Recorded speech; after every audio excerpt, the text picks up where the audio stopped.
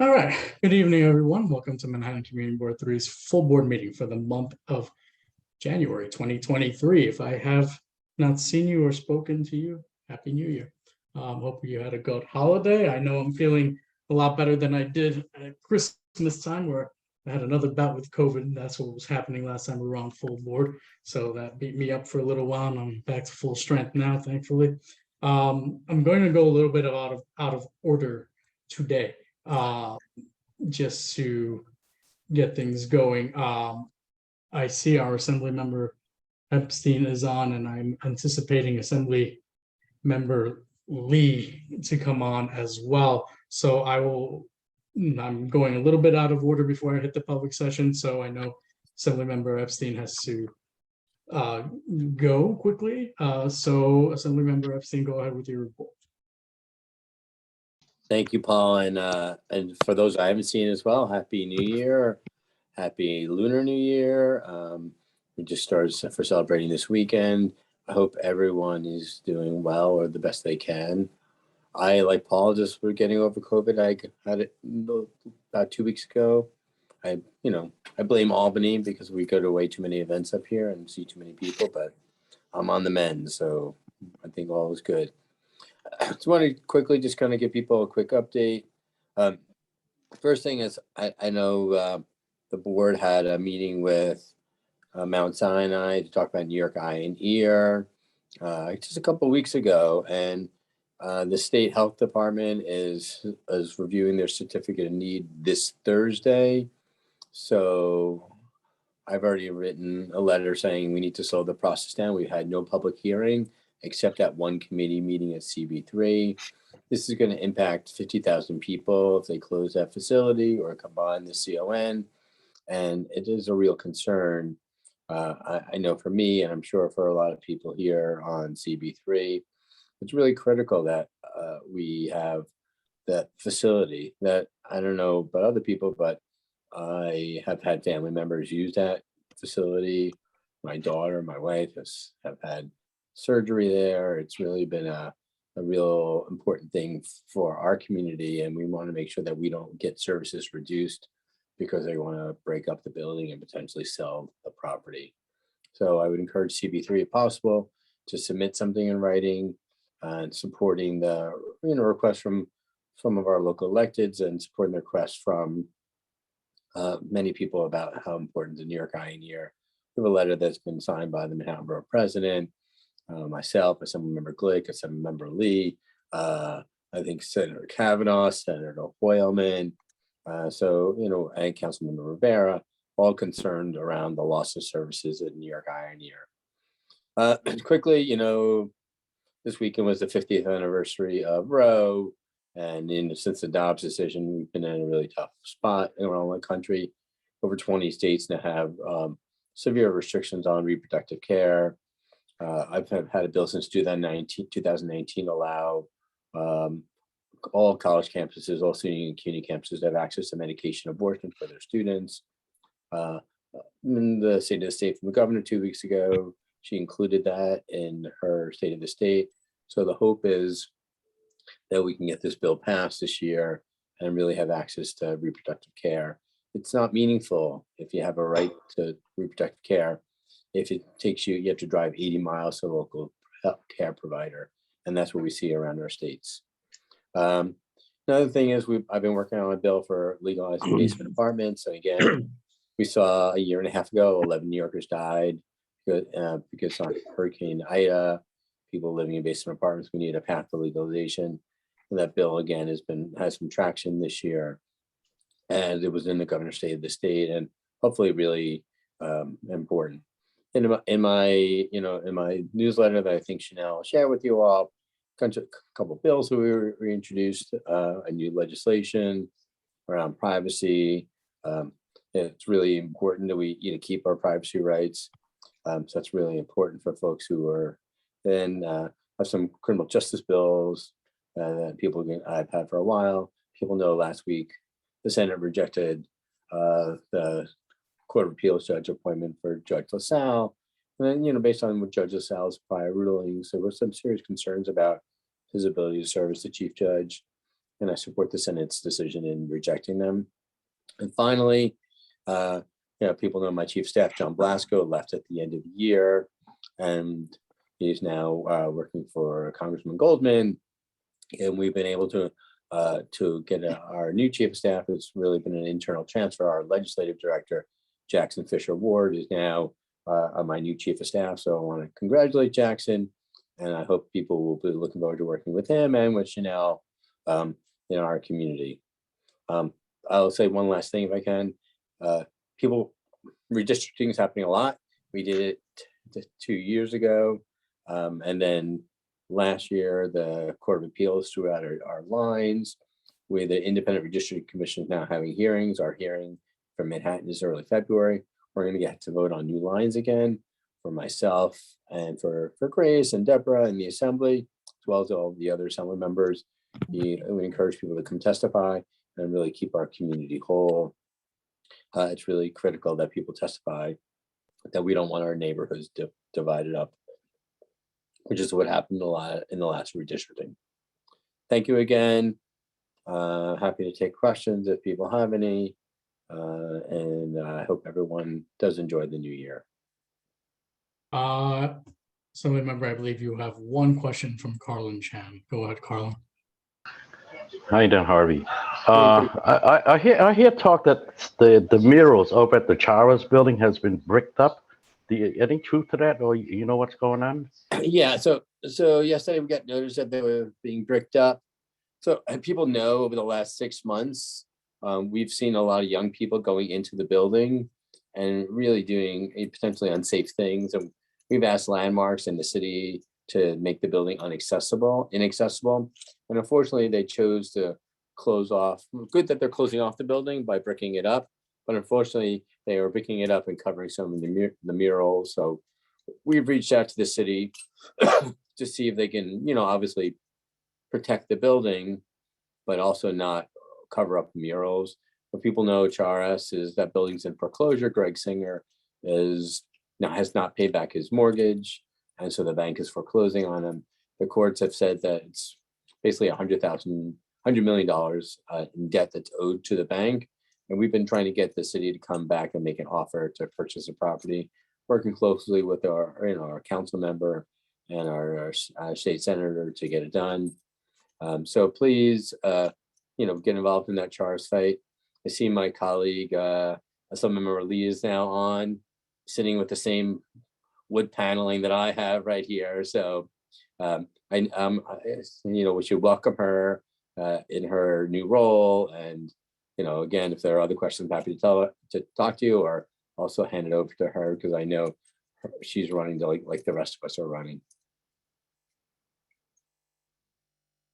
All right. Thank you, Assembly Member Epstein, for coming on tonight. And I hope you have a good rest. May, do you have a question for me, or is it for Grace?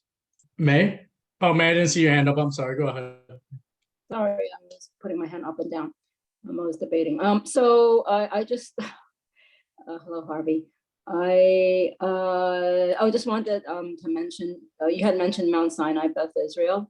So just so you know, we don't have any resos to vote on tonight regarding that, even though we had the committee meeting and you were at the committee meeting.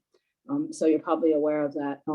And since you were a board chair for so many years, I'm sure you realize that means that we'll have nothing tonight to vote on and nothing for this upcoming hearing that's tomorrow.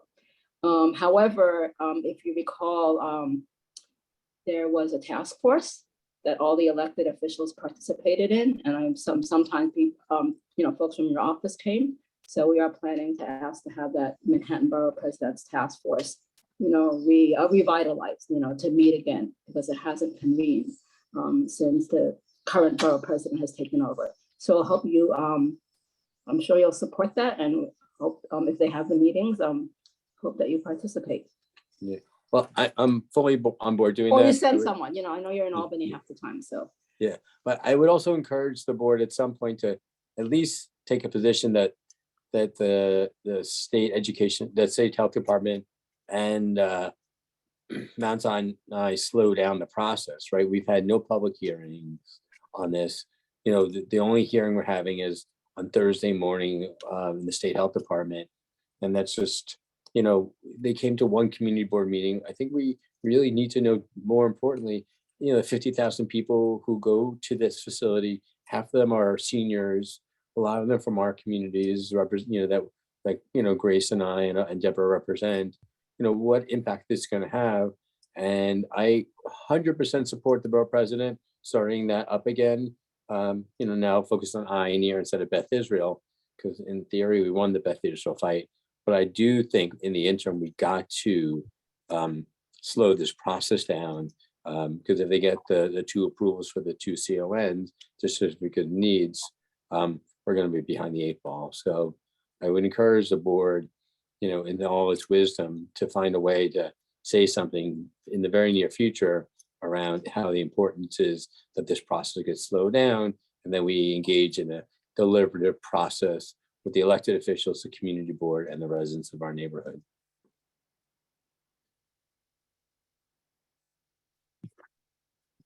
Okay, Robin, I thought I saw your hand up. This will be the Thank final you. question for the assembly member. Yes, thank you. Hi, Harvey. I'm glad you're feeling better. You had mentioned we could testify, but is there some details on that, on when and where? On the New York Eye and Ear. Yeah. Yeah, so it's Thursday. I get the address. Chanel, do you have the address? Could you put it in the chat? That'd be great. Thank you. Yeah, it's this Thursday at the State Health Department. Okay. And it's I think the meeting starts at 10 or 10:30. I don't know. And so I think it's early on the agenda. So Okay. Thank you. Okay, thank you. All right, thank you, Assembly Member Epstein, for coming on tonight. As I mentioned, anybody's just signing on. I am going a little bit out of order tonight. Some elected officials needed to speak a little bit earlier before I go to public session. So the next one up is our newest Assembly Member, Grace Lee. Congratulations, Assembly Member. The floor is yours. Hi, everyone. Thank you so much for having me. And Paul, I really appreciate you accommodating. I just wanted to say quick hello as the new assembly member for the district. It's great to see so many familiar faces as well. And also happy Lunar New Year to those who celebrate. Just want to do a little quick introduction to my office. In terms of staff, I've got my Chief of Staff, Samantha Day, who many of you may know. She's been working with me for the last year, and some really incredible people from the community who are now working on constituent services in my district office. Kenyelle Hernandez is my district director, and Fanny Ip is a community liaison. So I know that many of you know both of these women, and they're incredible and have already been taking up constituent cases. So if there is any need that you have, please do not hesitate to reach out to our office. Our temporary district office right now is at 64 Fulton Street, Suite 302. My email address is leeg@nyassembly.gov, and our district office number is 212-312-1420. And I see that Samantha has gone ahead and posted that in the comments. Just a few updates from my office. In terms of the committees, I've been appointed as co-chair of the Asian Pacific American Task Force. So really focusing on legislation that affects the Asian American community, and also working on ensuring that Asian American communities, like the ones that exist in 65th District, get a good share of budget allocations to serve the Asian community. In addition to the APA Task Force, I'm also serving on the Committee for Housing, Environmental Conservation, Consumer Affairs and Protection, Social Services, and Banks. So all great committees that I think are really relevant to Lower Manhattan, and I'm really excited that I was able to get all of these. In addition to that, just wanted to fill you in on a little bit of our some of the things that happened legislatively. Today we passed the Equality Amendment Act, which I was proud to co-sponsor. It's a resolution that would memorialize in our state constitution protections against discrimination based on an individual's ethnicity, national origin, age, disability, sex, including sexual orientation, gender identity, gender expression, as well as pregnancy outcomes, and reproductive healthcare decisions. So currently, the constitutional protections only include protections against discrimination on the basis of race, color, religion, or creed. So this really expands protections to other members of our community, which I think is really important. In order to get an amendment to the Constitution, it needs to be passed in both houses twice. So last year, this amendment was passed in the state assembly and the state senate, and it was just passed again this session by both houses today. So in November of 2024, so not this November, but next November, you will see this as a ballot referendum on the ballot in the general election, and will be called the Equality Amendment. And so this is something that we will all be able to vote on, which is great. In addition, now we are heading into budget season. It'll be my first time, very exciting. We are anxiously awaiting the governor's budget, which we are expecting on February 1st. And we'll have more to talk about then. Both Harvey and I will have some comments, I'm sure, on what that budget looks like and what the state legislature will be doing relative to that budget. I want to also open up, we are currently taking requests from organizations that are looking to get state funding. So please feel free to reach out to our office if you have any capital projects or other discretionary money that you need to help run your organizations to serve our district. We won't know what our final numbers are for what we will have on hand to allocate to organizations until after the state budget is finalized. But we are, moving ahead and just making sure that we can, we get those requests in from people. I think that I look at this as a really collaborative process. I'm here to serve you and to connect state government to the community. It's really important for me that you feel your government working in your neighborhoods. So if you have issues or ideas for legislation that will help to improve our quality of lives in District 65, would love for you to, feel free to reach out to my office, and we'd love to hear all your ideas. So thank you so much, Paul, and happy to answer any questions. Thank you. Don't see any hands up. Look at that, Grace, first shot. No, Wow. no questions. Look at that. I'm sure I'll get Yeah. more soon. But really Congratulations, excited. and we look forward to seeing you soon. Thank you. Thank you so much. Bye. All right. Okay, so I'm going to move towards the public session. All right, I am going to now go to that.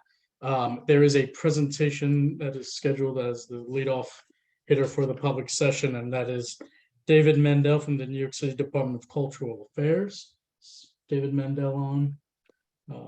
Hi, yes, I'm here at the meeting. Would Okay. it be possible for me to share my screen? Give me 1 second. Thank you. All right, you can go right ahead.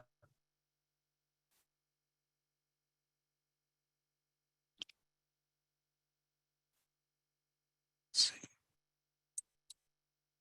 Where would I be able to share my screen? Should be able to.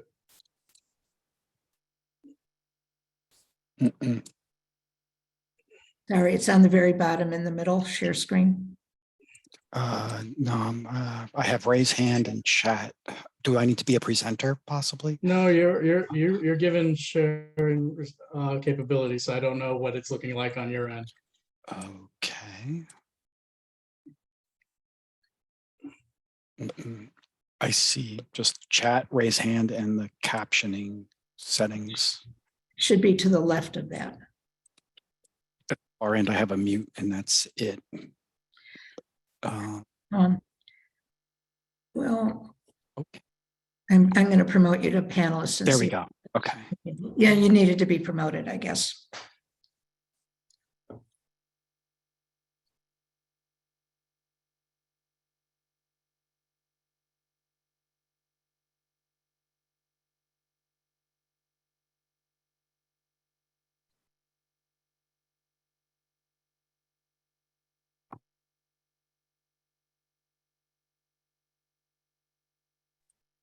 Are you able to see my screen?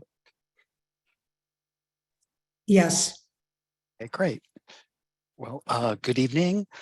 Community Board 3, Happy New Year. Thank you very much. Thank you, Susan, so much for helping to coordinate this presentation. My name is David Mandel. I'm from the Department of Cultural Affairs, Percent for Art program.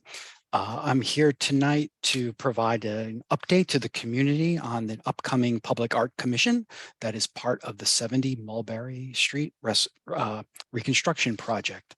I just want to mention that I'll go fast. I know I only have a couple minutes, but I'll share these slides tomorrow, as well as some of the key dates that I'm going to mention for meetings that you might be interested in attending. I'm joined at the meeting tonight. There are some agency representatives also here from Department of Citywide Administrative Services, DCAS, Department of Design and Construction, as well as Cultural Affairs. As I mentioned, from the Percent for Art program, and we're talking about public art, and Percent for Art program defines public art as the successful intersection of the community, the public space, and the artist. And our program is designed in a way to have a transparent process where we commission a site-specific public art that relates to both the space where the pieces will be located, the community who are the ultimate users, and those who will experience and live with the project. Percent for Art was actually established by law in 1982. It states that 1% of capital funds for newly constructed or reconstructed city-owned buildings must be allocated for works for art. The image on the left is from 1985. That's the first Percent for Art piece commissioned. That's located in East Harlem. And there's then Mayor Ed Koch in the photo, and from 85. And the picture on the right is 2021, the same piece still there today, just to show you that these are site-specific permanent works of art meant to last, for the lifespan of the building, 100 years or more. Commissions are found in all types of city-owned buildings throughout the city, a range including courthouses, parks, cultural institutions, police precincts, libraries, schools, and facilities such as 70 Mulberry.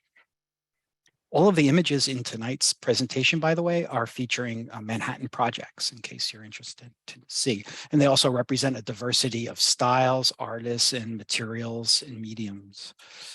As I mentioned before, we're talking about the upcoming 70 Mulberry Street reconstruction project. Here's just a quick site view to get you oriented to the context.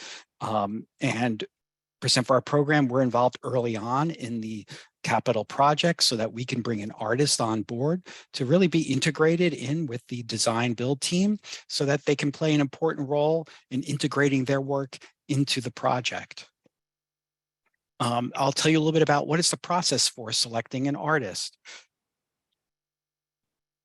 Well, first, let's talk about who is involved. We have two broad categories of panelists that are involved in the decision-making process for selecting an artist. We have what we call voting panelists, and those consist of Department of Cultural Affairs, representatives from the design agency for the project, which is DDC, the sponsor agency, DCAS, and then we have three representatives of the public who are outside arts professionals who are knowledgeable about public art, the project, and the community where the project will be located. In addition, we have another kind of umbrella category called advisory panelists. This consists of members of the architect design team, representatives from the Public Design Commission, program staff, and then a variety of project stakeholders, including such as in this case, like tenants of the 70 Mulberry building, representatives of the local elected, such as Borough President's office, council member's office, and of course, community board representatives, local organizations and community groups, as well as the general public. The artist selection for this project is kind of a two-part process that consists of a panel meeting as well as a design charrette. The first meeting is called the panel meeting. And at that meeting, we give an introduction to Percent for Art, The design team presents the building as well as highlighting potential art locations. The community context and insights are shared by stakeholders in the room. The floor is open for participation. And then together as a collective group, the voting panelists and advisory panelists all together, we review the work of artists from a pool of about 20 to 30 that are under consideration for the project. And as I mentioned before, this group represents a range of styles, mediums, etc. The panel together votes and narrows down this list to a short list of finalists that we invite to come to part 2, which is the design charrette. So following the panel meeting, we invite finalists. These finalists are then briefed in an orientation meeting. And then they're invited to what we call the design charrette, which is another meeting, which is kind of like an interactive interview where the artists and design team can brainstorm together, talk about their styles, their work process, what they have in mind for the project to kind of get a sense of each other, how they might work together, and what those possibilities could be. Both the advisory and those voting panelists that I mentioned before are in the room and can ask questions, add to the discussion, and participate as well. And from these meetings, the selected artist is awarded the commission.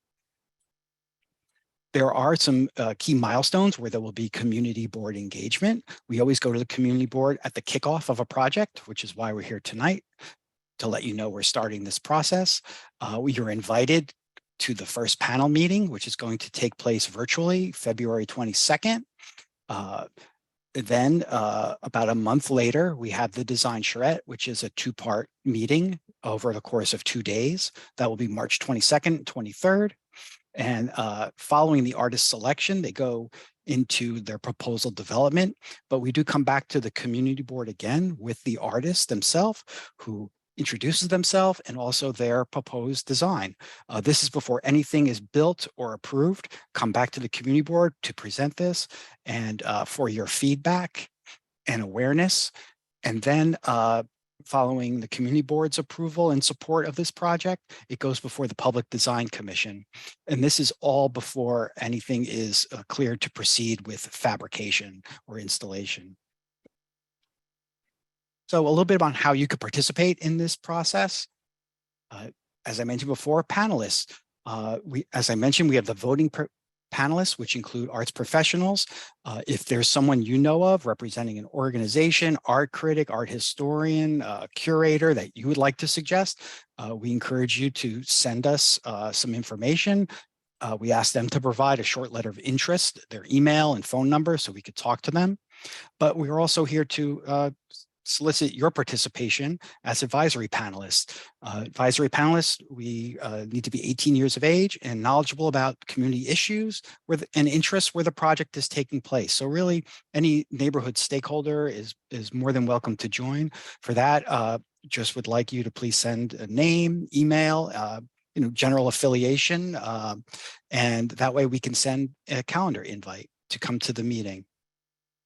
And you can email percentinfo@culture.nyc.gov. You could just put 70 Mulberry Street in the subject line, and we could take it from there. You're also welcome to suggest artists that you might like us to consider for the artist pool. Now, artists need not have prior public art experience, but they should be 18 years of age. They should have a website or some online presence of their body of work so that we can do some research, get in touch with them, evaluate their appropriateness for the project. And if you're interested in making a suggestion, we ask that you reach out by February 10th. You could just send us a name, or if you have a name and a website, that would be great too. And we could take it from there with the research and outreach. And you can also send that info to percentinfo@culture.nyc.gov. And that's really it as we're kicking off. As I mentioned before, I will share these dates again.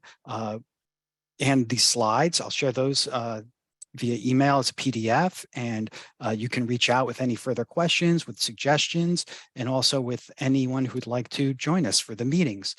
Looking forward to coming back in the upcoming months to to introduce you to the artist and present the project, keep you updated, and also hope to see some of you with us for the panel meetings. Happy to answer any questions now, or of course, as follow-up after. Like one question, Mr. Chan, Colin Chan, go right ahead. Yeah, hi there. Could you drop that contact info email into the chat box? Yep. Thank you. Robin Zertal. Hi, thank you. Between the artist designing their design and presenting it to the community board, is there another opportunity for the community board to see preliminary sketches before there's a final design that we have to decide on? We come to the community board once the artist has developed a proposal, and it's called their conceptual design. So that's not their final design. You know, that's at a point where they kind of have their concept, you know, in place. They have an idea of what they're going to do. It hasn't been developed down to the point of, you know, very specific materials and specifications, and you know, that work comes after they reach that milestone of conceptual approval, which then, you know, goes on to the next phase where they get down into the, you know, materials and durability and installation plan. And so where you would be reviewing it is pretty early on, and it is an opportunity where there could be you know, obviously feedback given and accepted and integrated into the design. And do the people that are on this advisory board, do they also get to watch the process? So, you know, the artist is making their final design? For the panel members, the panel, if you're an advisory panelist or, you know, community member, you can attend the first, we invite you to the first panel meeting where we review a pool of 30 artists' portfolios together, and everyone in the room gets a vote as to who they like, who they wish to have considered. We narrow down the list, and then the finalists, you're welcome to come sit in on those meetings as well, hear the interviews, ask a question, provide some insight from there. Once the artist is selected, you know, they begin working with the design team, you know, having, you know, many check-ins along the way as they prepare to present to the community and then to the design commission following that. Thank you so much for that information, explanation. Thanks. Thank you. Sure. Last question, Susan, before I move on with public session. Sure. So are you going to, aside from this, ask us to appoint a member, or is this kind of officially asking CV3? And is it one member? And what is the deadline for getting that information to you? The first panel meeting is on February 22nd. It'll be virtual. And honestly, you can, if there's people you know would like to join, you could send me their info last minute.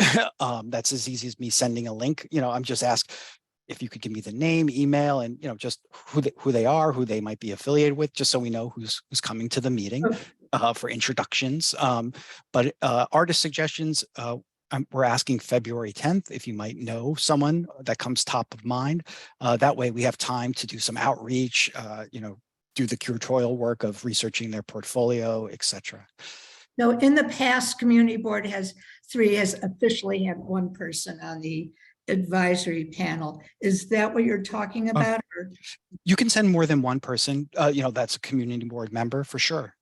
Okay, so how many people can we appoint to be on the advisory panel from community board? From as many as you would like. Honestly, you can, it's kind of it's an open process. So if there's someone, you know, that would like to come represent the community board that you want to like empower to do that, or you could send 3 or 4 people. It's great. really up to you. Yeah. Thank you. The process seems to have changed a little bit. That's great. Sure. And I'll send the specifics to Susan with the PDF of the slides. And like I said, you could either email %info or from the community board, email me, and I'll send you a calendar invite and a meeting link. Thank you. Thank you. You're welcome. All right. Thank you, David. Thank you. All right. We're going to move forward with public session. I believe Mr. Jenkins is on. Vincent Jenkins, you have 2 minutes, sir. I understand you have an interpreter who will be interpreting for you.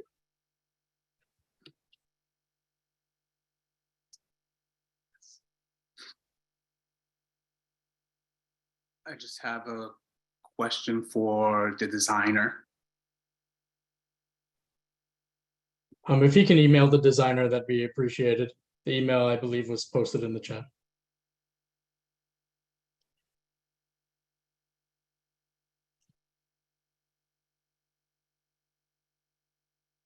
How long is the process to get it built up and set up? Once the community board, get registers?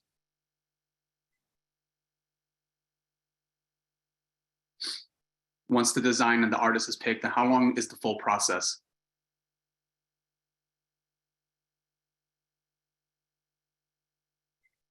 I believe we'll send those questions over to them. I think they've already signed off, but we'll send those questions over to them. Mr. Jenkins, is there anything else you're speaking on tonight? I have a lengthy I think agenda, so I do that's want to. fine. We'll email them. Okay.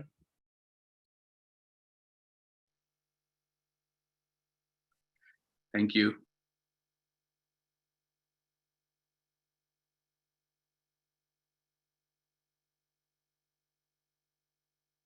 That it? Yeah, that's Okay. it. We're just chatting. He's done. Oh, okay, thank you. All right. Move forward. Juan Rivero, Village Preservation. Hi, good evening. I'm Juan Rivero, Director of East Village and Special Projects at Village Preservation, and I wanted to share some updates on our recent work that might be of interest. First of all, as part of our efforts to promote independent small business, we recognize an establishment every month for its contributions to one of our neighborhoods, and our January Business of the Month was a long-standing East Village store, Lori McLean Jewelry on Avenue A, formerly on East 11th Street. Secondly, Village Preservation has come out in opposition to the city's plan to install massive and ungainly 32-foot tall Link NYC 5G towers throughout the city, and has urged the public to do so as well and to convey as much to elected officials. We have found fault with the program's lack of public notification and input, with its illogical siting plan, which serves no apparent public interest, and with the city's lack of regard for the program's impact on residences and historic districts. Thank you very much.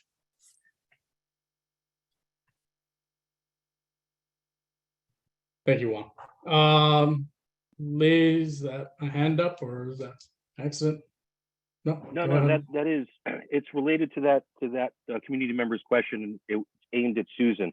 I'm just wondering if this is an appropriate time. Susan, I don't recall anybody coming in to the community board with sightings, with recommendations for sighting locations for the 5G towers. Did I miss it? Is that something that they have not done No, and they don't are ask. not required to do? They don't ask us for that. Okay, is it something, I would recommend that that's something that we should be involved in. Thank you.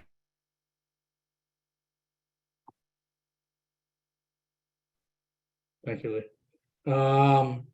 Timothy Harrelon.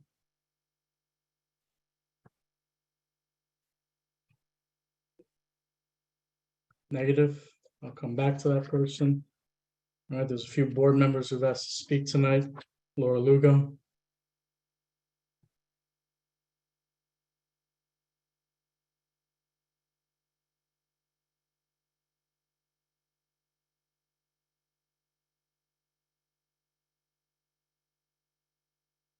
Laura, are you on?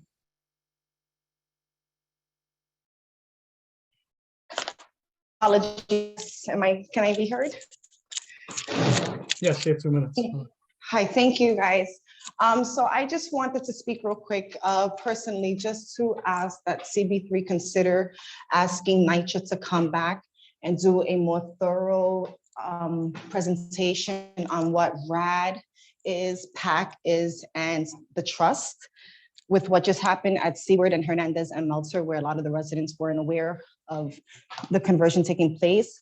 I would like for the CB3 to consider inviting them back, so that way that we can reach out, do better outreach, promote the meeting a little bit better, and have them reach out to a little bit more of the Lower East Side residents. So I would like CB3 to consider that.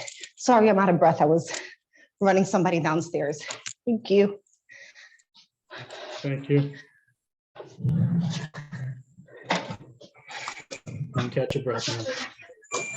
All right, Valentina Jones, I know you had two different items you wanted to speak on, so a few minutes. Okay. This one is personal. I wrote a letter on Monday, October 31st to Mayor Eric Adams and thanked him for extending the community board's ability to meet virtually for another 30 days. In May, I had wrote, according to the World Health Organization statement titled Coronavirus Disease, Ventilation and Air Conditioning, dated December 23rd, 2021. Ventilation is the process of bringing fresh outdoor air inside and letting indoor air outside in order to maintain or improve air quality. The risk of getting COVID-19 infection is increased in crowded and poorly ventilated settings. The article goes on to state, how do I improve ventilation in my home or workplace? When you are inside, open windows or doors whenever possible. I advocate that a CB3 meeting in a room or auditorium without windows should be added to the criteria for number 3, the circumstances or specific circumstances or conditions under which members will be permitted to participate from remote locations are as follows. There's other things, but 2 minutes, I'm good.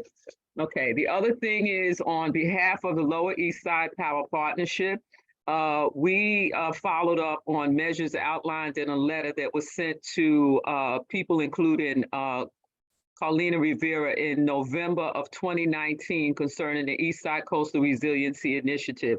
One of the items in the letter identified install up to 1,000 trees and 40 bioswale rain garden installations in Community District 3 and 6. We received a letter back. So we wrote this letter October 13, 2022. We received a letter from the Parks Department on November 2nd, 2022. And it states that the update on progress so far, installation of up to 1,000 trees to date. This is what the letter says. To date, Parks has planted 650 trees in neighborhood parks and on streets in Community Board 3 and 6. We aim to plant an additional 350 trees in spring 2023 to fulfill the commitment. Installation of rain gardens. Parks plans to install 35 sidewalk bioswales and 5 stormwater green streets in these districts. A contract for the bioswales began the procurement process in May, and we anticipate the procurement process to take approximately 1 year. Bidding and registration may add 6 months to the process. Proposed green street locations are currently in review with DOT. Thank you.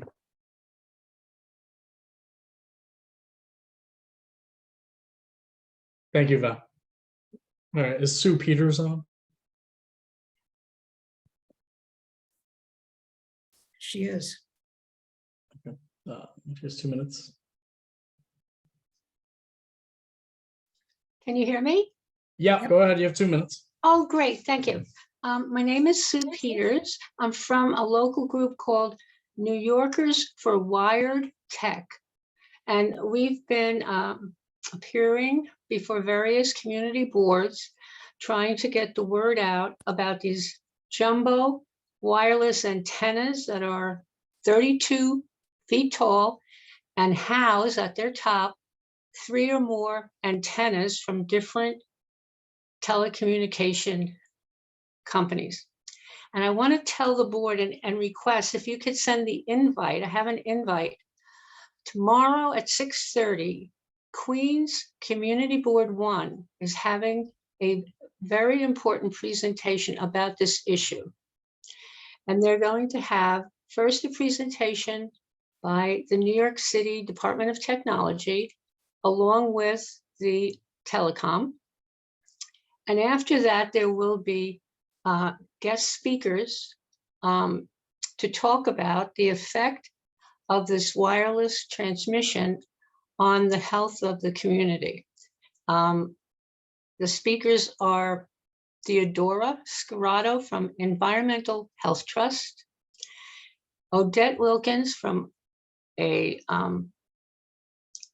organization called Wired Broadband. And the third one is especially very important. It's Kent Chamberlain. He's professor and chair of the Electrical and Computer Engineering Department at the University of New Hampshire. But even more, he was one of the commissioners on the State of New Hampshire Commission to investigate for the state the 5G technology, which issued a report that said, hold off on it. And they had all of the documents from experts showing the years and years of research about the health effects of wireless technology. And in addition, there's going to be a speaker, a testimony from a community resident whose life was changed from an antenna placed outside his home. So I would love, I have the invite, I could send it to you if you could send it out to your members, because this is a great opportunity to understand just what is going on, because the city and the telecoms planned 4,000 of these jumbo poles on city sidewalks. It's going to affect every community board, every community in the 5 boroughs, 4,000 of them. Thank you. Thank you. You can email the office. So if you go on the website, you can email our office with that information, please. Thank you. Okay, I will. Thank you. All right. Next person I have is Martha Danziger. Am I saying that correctly? I apologize if I'm butchering that. Can you hear me? Yes, go ahead. Okay, great. I'll make it as quick. I'll make it, sorry, quick. I'm asking that the board support the 2 things on the SLA. Respond to 2 things on the SLA committee. One is the proposed private club at 141 East Houston, a 3-story private club. The SLA committee, in response to the community's concerns, approved it on the condition that the side alley between Jonas Schimmel and the new building at 141 East Houston, the old Landmark Sunshine Space, not be used for serving food or drink. And so that's what, as a community resident, I'm part of the First Street Block Association, and I support the residents' concerns, and I support the SLA committee's decision not to support this application unless it does not include, it does not include the use of the sidewalk. The other thing was, at the end of the meeting, there was a discussion of the hours, extension of hours, or just guidelines for outside structures, eating structures in commercial districts.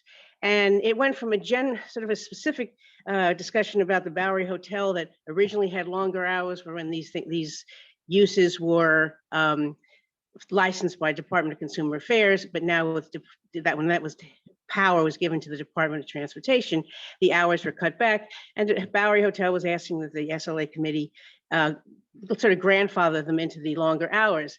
First of all, I'm not sure that that's even legal, but the discussion went on from, I think the committee did do it, and I think last month the board approved it as well. But the issue at the meeting this month was to consider extending guidelines to extend this hours into places that were mostly commercial. I think that was the phrase.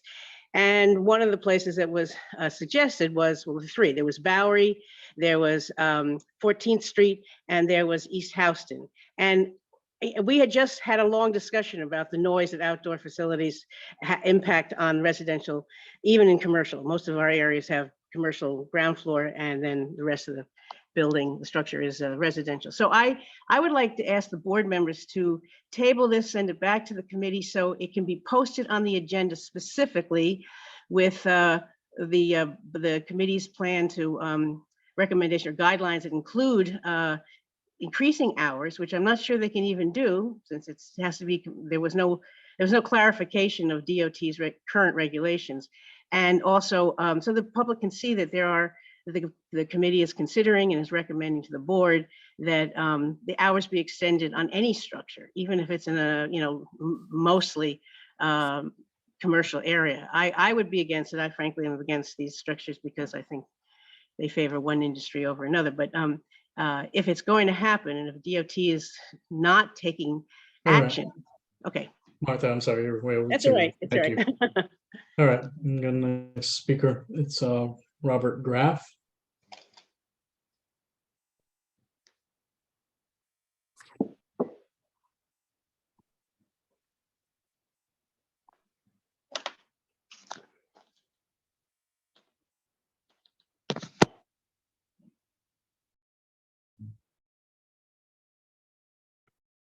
Robert Graff. I don't see him on. Hmm. Wait, All right. yep, I do. Yes, he's Yeah, on. he's on, but he's not responding, so I'm gonna move on. Nora Cronin. Hello, I'm here. Go ahead at 2 minutes. Hi, I'm Nora Cronin. I'm with Friends of Plus Pool, and I'm here to announce that we are offering adult learn to swim lessons that are beginning on February 4th. We have 2 sessions in February on Saturdays from 1 to 2, and then a second session from 2 to 3. And then we're repeating the program in March. The swimming lessons are extremely low cost. They're $25 for 4 classes. And the lessons are going to be offered at Lehman Prep, which is at 1 Morris Street. And the entrance to the pool is actually at 25 Greenwich Street. We've already had a lot of signups, but there are spots left in the 2 p.m. sessions and in the March session. We're also hosting a career talk in aquatics in conjunction with Henry Street Settlement. And that is going to be on Thursday night, this Thursday at 6 p.m. From 6 to 7:30 at Henry Street Settlement on Grand Street. And I don't know if everyone can see this. Oh, my chat is disabled, but if you go to pluspool.org, that's PLUSPOOL.org, all of our programming is available on our homepage. And we really hope that folks take advantage of this amazing opportunity to learn to swim with so little swimming facilities open during the winter. All right, and I thank you. I put the website in the chat. All right. I'm here. Can anybody hear me? Yeah, Robert Graff is now ready to speak. Okay, I guess I was on mute. I'm I sorry. see. Go ahead, Robert Graff. All right, thank you. I'm president of the First Street Block Association, and along with the Eldred Street Block Association and residents of Forsyth Street, we are here to urge the full board to support the SLA committee's decision to deny a liquor license for the Fly Fish Club unless they agree to stipulate that they will not use their outdoor courtyard as an outdoor dining area. On another matter, we are in opposition to the SLA committee's proposed extension of hours for outdoor commercial areas. We believe that the subjects should be tabled, sent back to committee, and reviewed and listed on the agenda for public discussion. Thank you.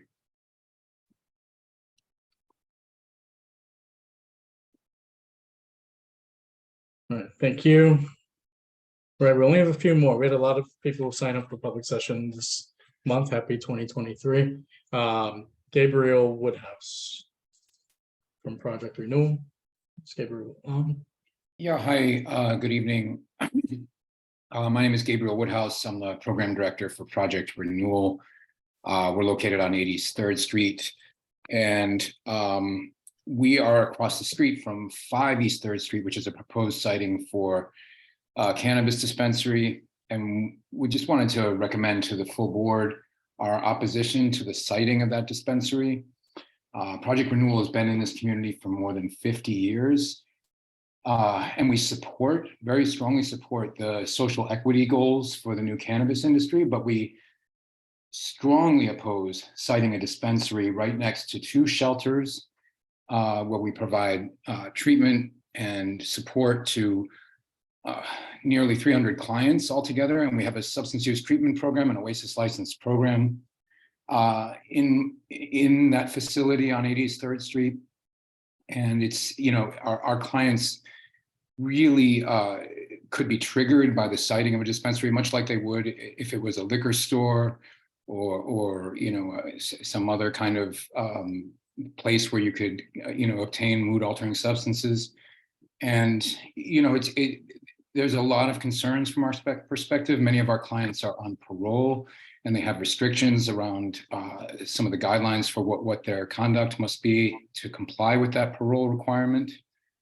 And so, our concern is that if we cite this dispensary there, we're sending a message to our clients that, their concerns are not as important as those of this particular dispensary or kind of the business interests of that business. So we really want to voice that opposition. We support the dispensary. We support the goals of it. We know it's connected to another nonprofit that has very similar mission statement and goals as Project Renewal.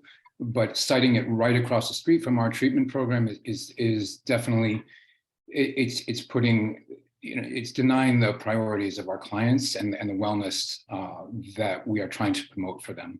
And these are folks that are very high risk and very vulnerable to return to use. So yeah, we just want to make sure that that's entered into the record. Thank you so much.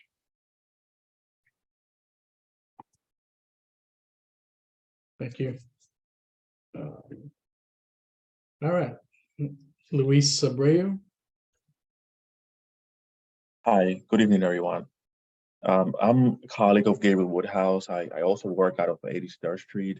And I just wanted to echo his sentiment about, well, really the company's opposition to the cannabis dispensary at 5 East 3rd Street.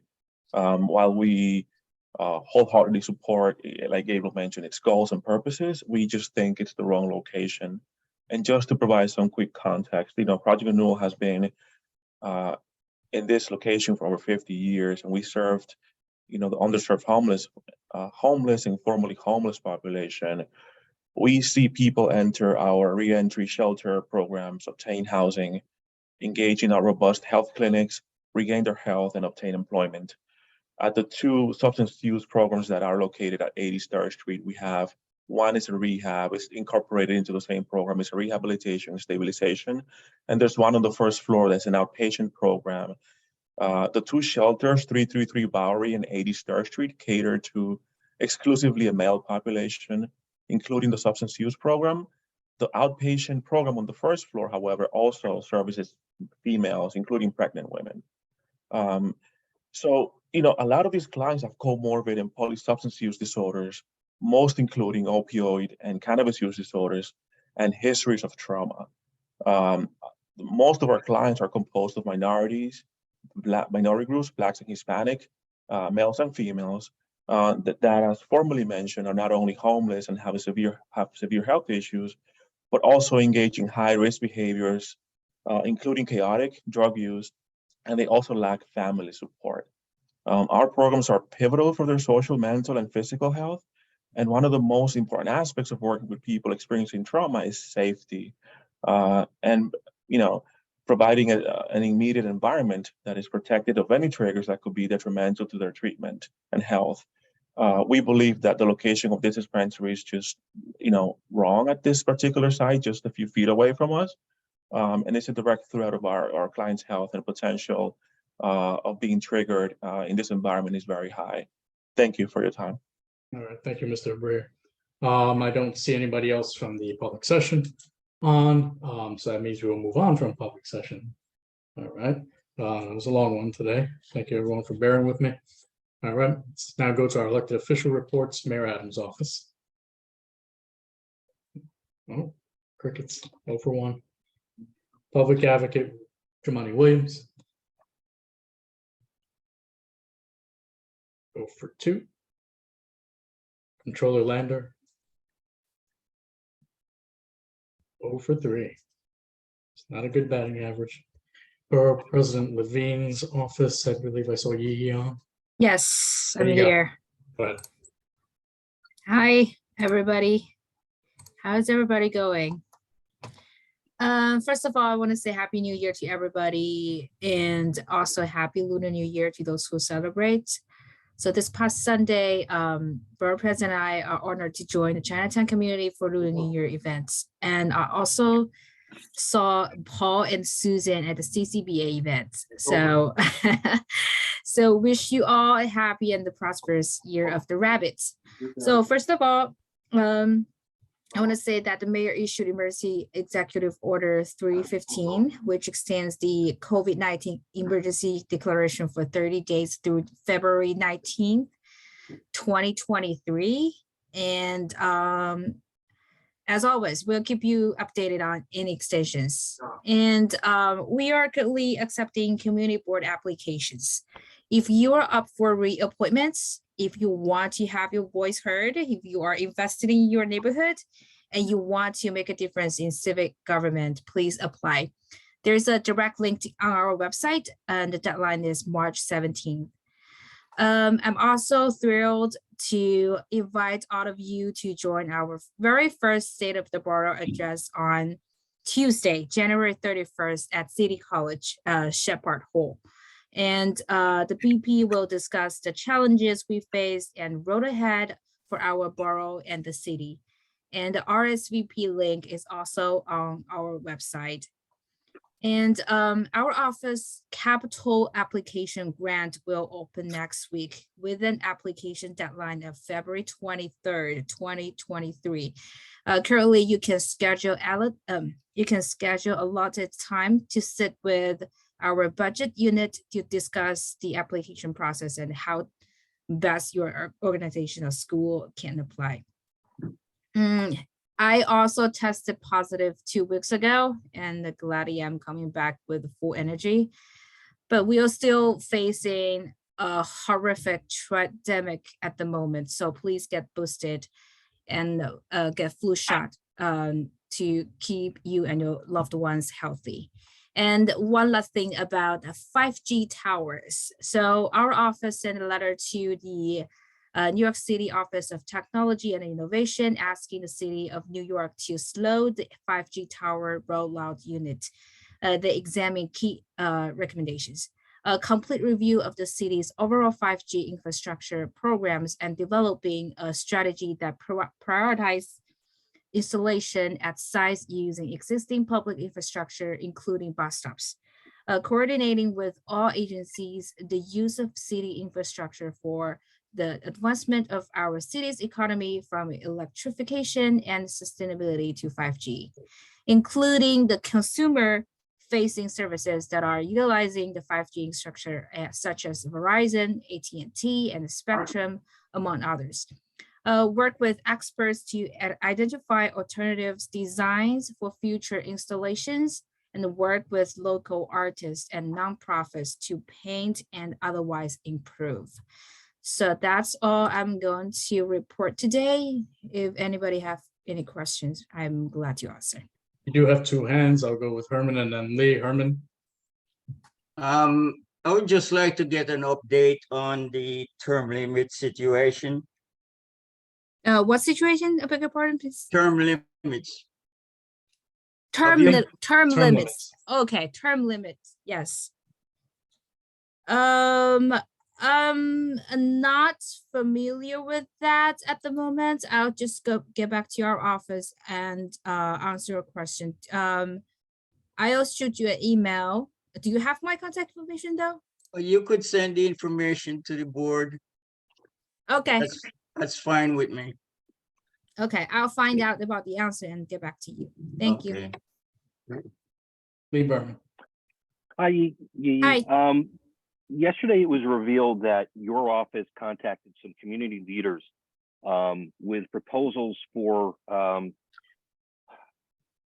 development in the community.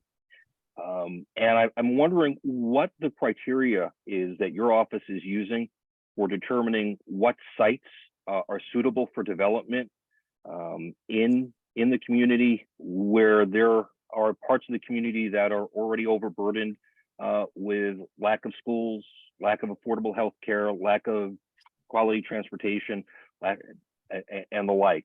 So do you happen to know what criteria your office is using to cite these proposed developments? Are you talking about public or private developments? we're not sure. We were just Okay. told that you wanted to build on Grant Street in a part of the community that is already getting three new buildings, 2 under construction, 1 coming, and right next to Essex Crossing, which is just been completed.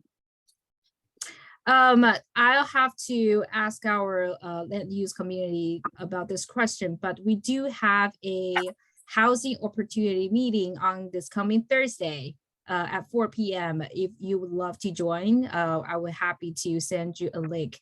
That it may be our board president, also our directors, my colleagues from land use will also be on that meeting. So if you want a quicker answer to this question, maybe it's best to ask this question on that meeting to my colleagues. That would be great if you could add that to the chat. Thank you. No problem. All right, thank you, Lee. All right, thank you, Ian. Appreciate it. All right. Okay, we're gonna keep moving. DA Bragg's office. They on today? No? Okay. This is the first one, Congressmember Nadler's office. He's got a little piece of CB3 now. No? No? Oh, man, okay. Congressmember Goldman's office.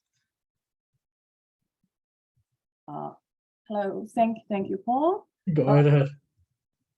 Hello, my name is Ling Sha Yi. I'm well, everybody know me from my work with Congressmember Nydia Velasquez's office. I've transitioned to Congressman Goldman's office as his senior field representative.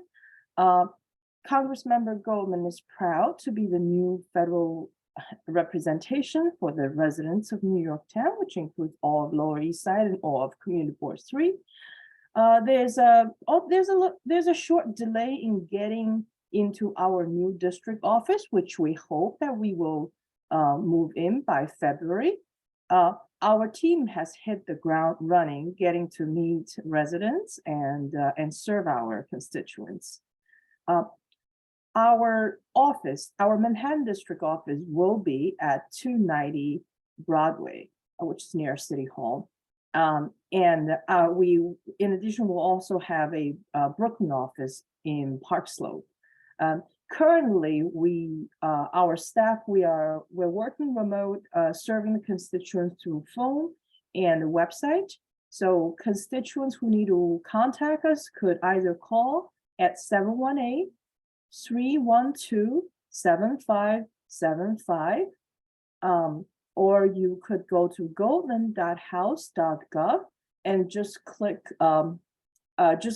this, the link, services, and then there's a drop down of what kind of, whether it's a legislative inquiry or constituent service, for most people who need assistance with federal agencies. When you click services, there's a drop down that says, help with federal agencies, and you can proceed like that. And that's my introduction. Any questions?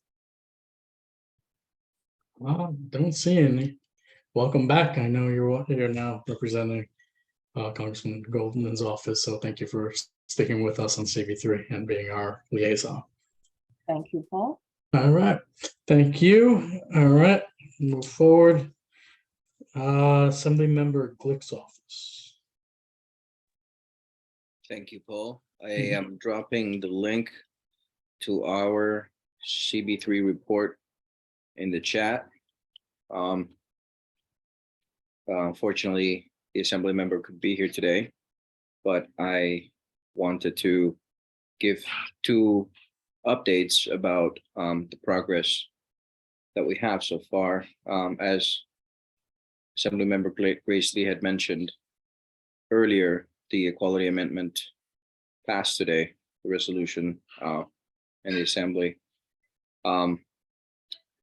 Just to repeat on what she had said, it would enshrine the right to abortion in the state constitution and provide protections against discrimination on the basis of sex, ethnicity, national origin, age, and disability, and including as well sexual orientation, gender identity, expression, pregnancy, and pregnancy outcomes, and reproductive health care and autonomy. And it also protects marriage equality in New York and protects laws that are designed to prevent and eliminate discrimination. So that with this passing, it will allow the Equality Amendment to go before voters in 2024. Another update is that Deborah is no longer the chair of higher ed. We, as of January 5th, she is now the chair of Environmental Conservation Committee. The committee has jurisdiction over legislation that affects state environmental policy, including bills that impact pollution and prevention, control, environmental quality issues, and resource management issues. So I encourage anyone who has questions or would like more information to reach out to me. If you don't have my information, I'll leave it in the chat. And thank you. All right. Thank you. All right. The report is in the chat. Thank you. So we're going to move forward. State Senator Kavanaugh's office. I thought I saw. Hi, Patricia. yes, I'm Oh, there we here. go. Thank you. Good evening, everybody. Kwang Hei Fak Choi. Happy Lunar New Year to everyone. The senator is unfortunately cannot be with us tonight, but he is with us in spirit. This week, there were three bills that were advanced by Senate Housing Committee. One was the All Electric Building Act. Another one requires annual audits for the Affordable Housing Program, and the third, expanding ERAP to public housing residents. These are important bills. The Electric Buildings Act prohibits the issuance of any initial permits for the construction of new gas-powered buildings no later than December 31st, 2023, if the building is less than 7 stories, and by July 1st, 27, if the building is 7 stories or more. The second one was sponsored by Senator Hoylman, which requires annual audits of the Affordable New York Housing Program, which ensures that recipients of tax exemption programs such as 421A are in compliance with the program's requirements, and that the program is being operated prudently. Third, the legislation to expand the eligibility of the ERAP program to ensure that residents of public housing and certain other federal or state subsidized housing can also apply for relief from New York's COVID-19 emergency rental assistance program on the same basis as any other tenant. Under current law, unfortunately, these residents and agencies managing the properties are unfortunately last in line for emergency rental assistance simply because they are rent subsidized. The bills are very, very important. I'm glad to see that they are advancing, and I hope you are too. That's about it for me. I'm wishing everybody a healthy Lunar New Year, and I'm glad to see so many in attendance. Questions? Garland. Yeah, hi, Pat. Hi. Since you touched, hey, how you doing? Doing about Troy. Good. So you've touched on the thing about affordable housing. You know, I'm sure all of us have heard a lot about affordable housing, maintaining NYCHA, but has anyone actually opened a dialogue on trying to preserve the major stock of affordable housing in New York City, which are the tenement buildings.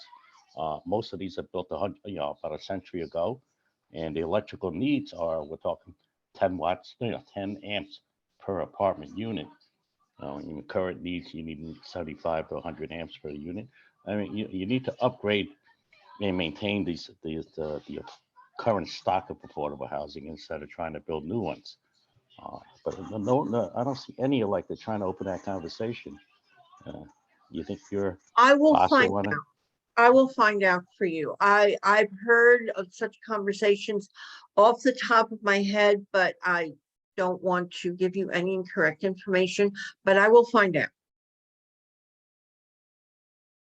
Thank you. All right, thank you, Patricia. Councilmember Marte's office. So Jennifer on.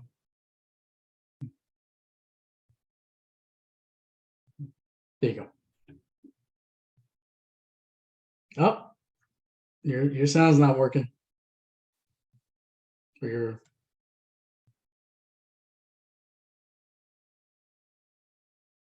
hear you.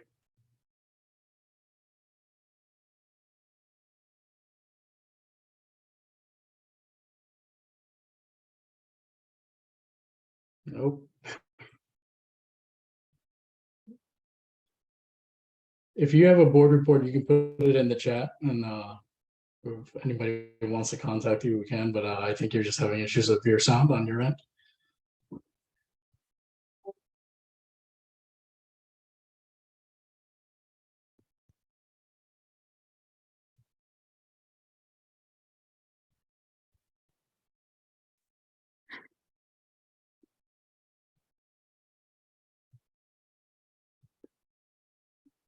Sure. All right. And in the interim, I'm going to move on to Councilmember Rivera's office while Jennifer puts her updates in the chat. I appreciate that. We'll save it.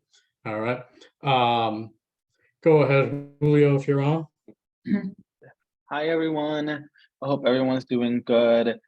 Just a quick some numbers from some of the things that we did in the year that just passed.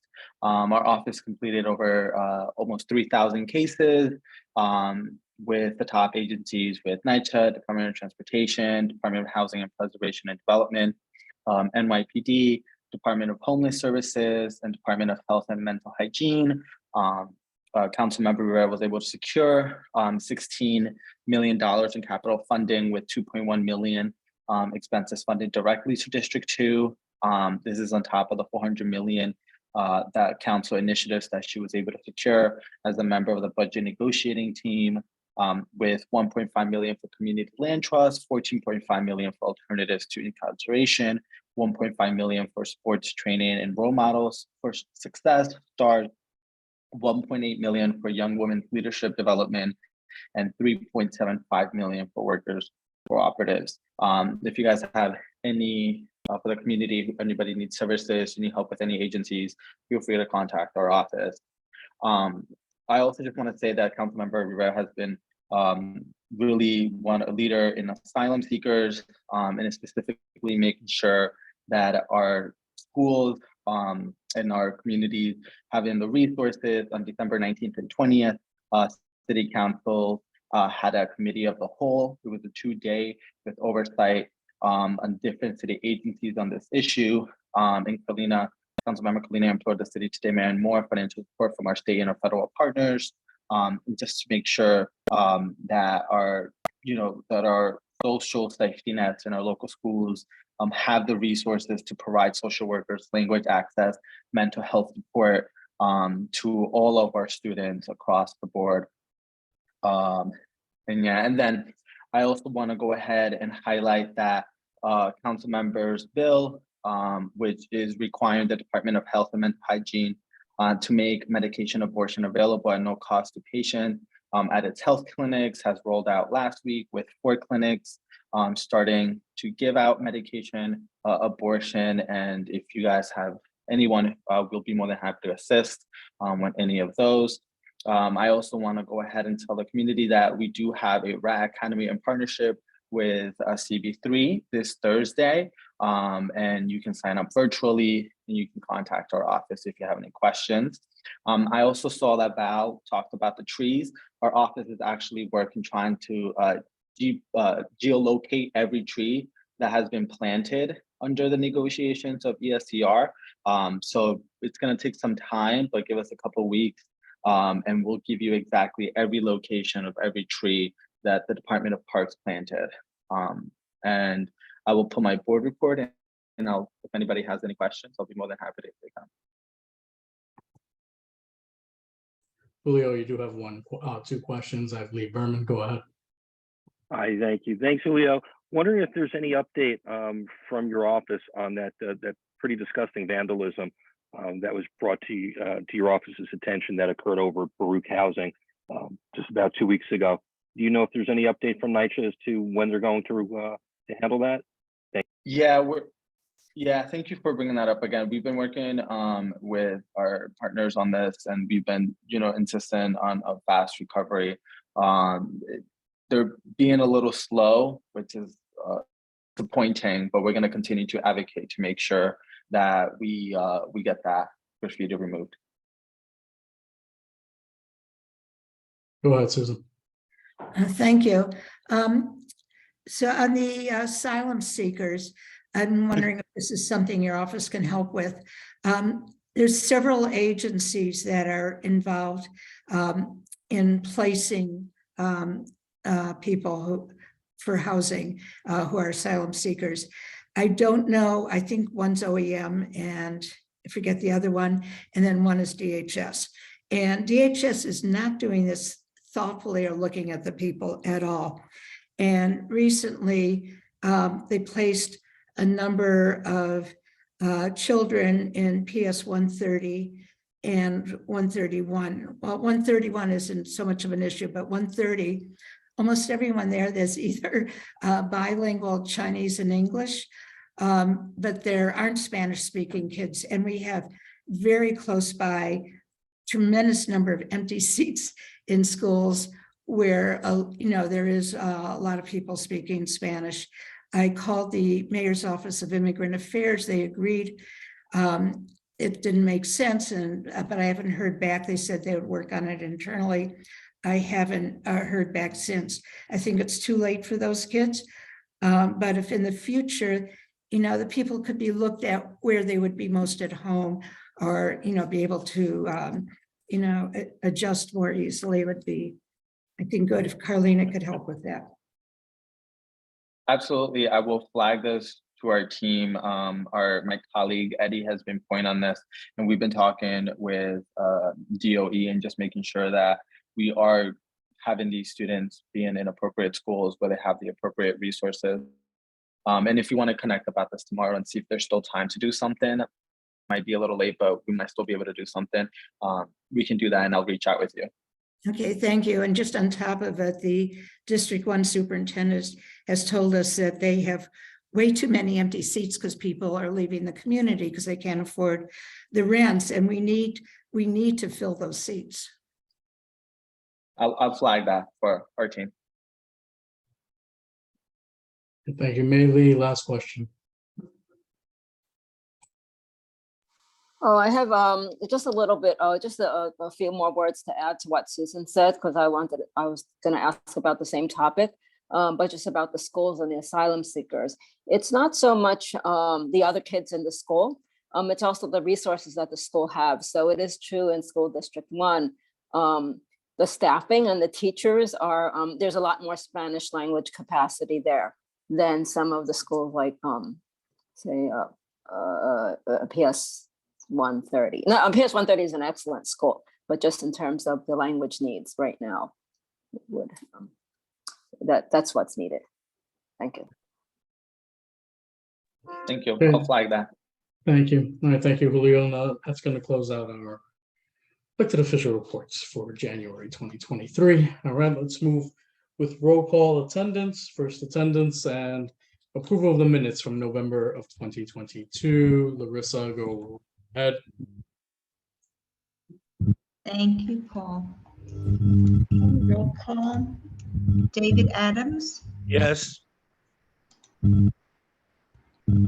Yaron Altman, Yes. Sarah Rose Bachu, Present. Lee Berman, Yes. Ana Calderon. Ana. Carlin Chan, Yes. David Yes. Crane, Here. Eric Diaz, Yes. Tariq Darrell, Yes. Alistair Economacus, Yes. Jamie Felber, Yeah. Larry Finn, Here. Shirley Finnessy, Yes. Catherine Freed, Present. Ryan Gilliam, Yes. Deborah Glass, Here. Jake Gold, Yes. Andrea Gordillo,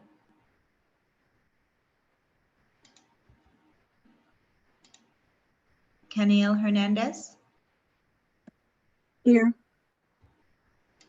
Herman Hewitt,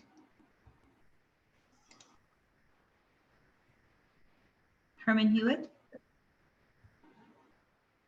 I believe I saw him earlier. He's on there. Yeah, I see him. Okay. Herman, if you could drop in the chat, if you can't respond verbally. Okay, I'll move on. Trevor Holland, Present. Valentina Jones, Yes. Olympia Kazi, Jeanette Kim. Your name shouldn't be there. I'm sorry. I didn't realize. Okay, I'll take her off the list. Thank you. Jeanette Kim,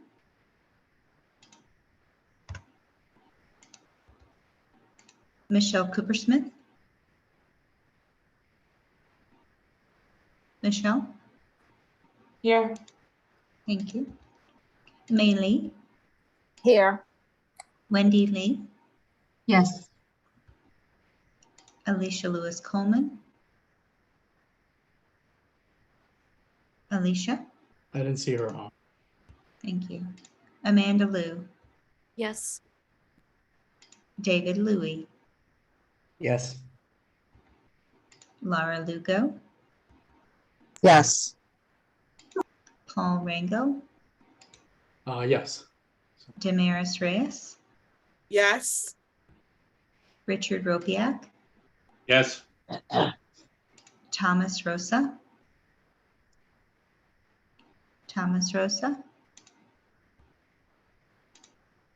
Robin Chattel, Yes. Heidi Schmidt, Yes. Arnett Scott, Yes. Larissa Shaneberg present, Anisha Stephen, She's off the board. She should I'll remove her as Appreciate well. Sandra Struther, Yes.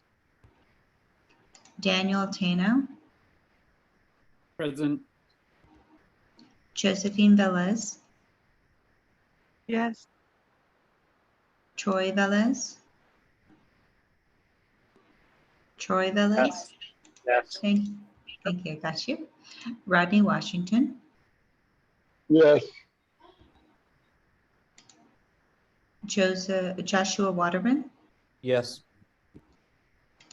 Kathleen Webster, Present. Jackie Wong, Jackie, Nope. July Yang, Yes. and Thomas, I do see your hand raised, so I'm going to count you present. Thank you. Sure. Okay, thank you, Paul. Herman, present. Herman got There you. we go. Thank you. Here, Herman. Herman, I believe there was an answer to your question in the chat from the Borough President's office. I don't know if that makes it clearer or not for you. It's there. All right, good evening, everyone. It's only 8:03. Happy January. I know I'm feeling a lot better than I did that last board meeting in December, where I literally couldn't wait to get to bed afterwards. All right. Just a little bit about my report for tonight. I've received some questions via email or text or carrier pigeon about task force for the Cannabis Control Task Force. Specifically according to the bylaws, the task force are established based on my recommendation as the board chair, and it serves in a limited purpose. And in this case, the limited purpose was just to hear any potential card applications that just came out for public comment from the community boards. And I know we just heard one a couple weeks ago, so that's why I only established a task force and not a committee. It was purely just based to hear those. If we have another one coming, I'm not sure. We haven't received anything recently. There may be one coming, I don't know, but that's why the task force was established. Now, going forward, you're going to hear later tonight in our executive committee report about a resolution that we passed, sending our comments over to the Office of Cannabis Management. We passed that at executive committee this past Thursday night. These are comments on the regulations based on the OCM's proposed regulations, and we have until, I believe, February 12th to submit those comments. So these comments will be on behalf of the board. As an individual, you are more than welcome to send any comments to OCM on your own behalf. If there's something you don't like in the regulations or something needs to be added or amended on your end, you're doing that as an individual person. But as a board, this is the resolution we generated on Thursday night based on information that was given. I know an email was sent out a couple weeks ago asking for any recommendations. I believe one member or two board members sent in some comments that we included into the resolution this past Thursday night. So that being said, if after the regulations are finalized and there's a need to form a committee for cannabis, then I will take the appropriate action. Everyone who's on the task force right now, I appreciate your service. That doesn't necessarily mean that's going to be the committee. In the interim, this is what we're doing, and then we'll move forward after that.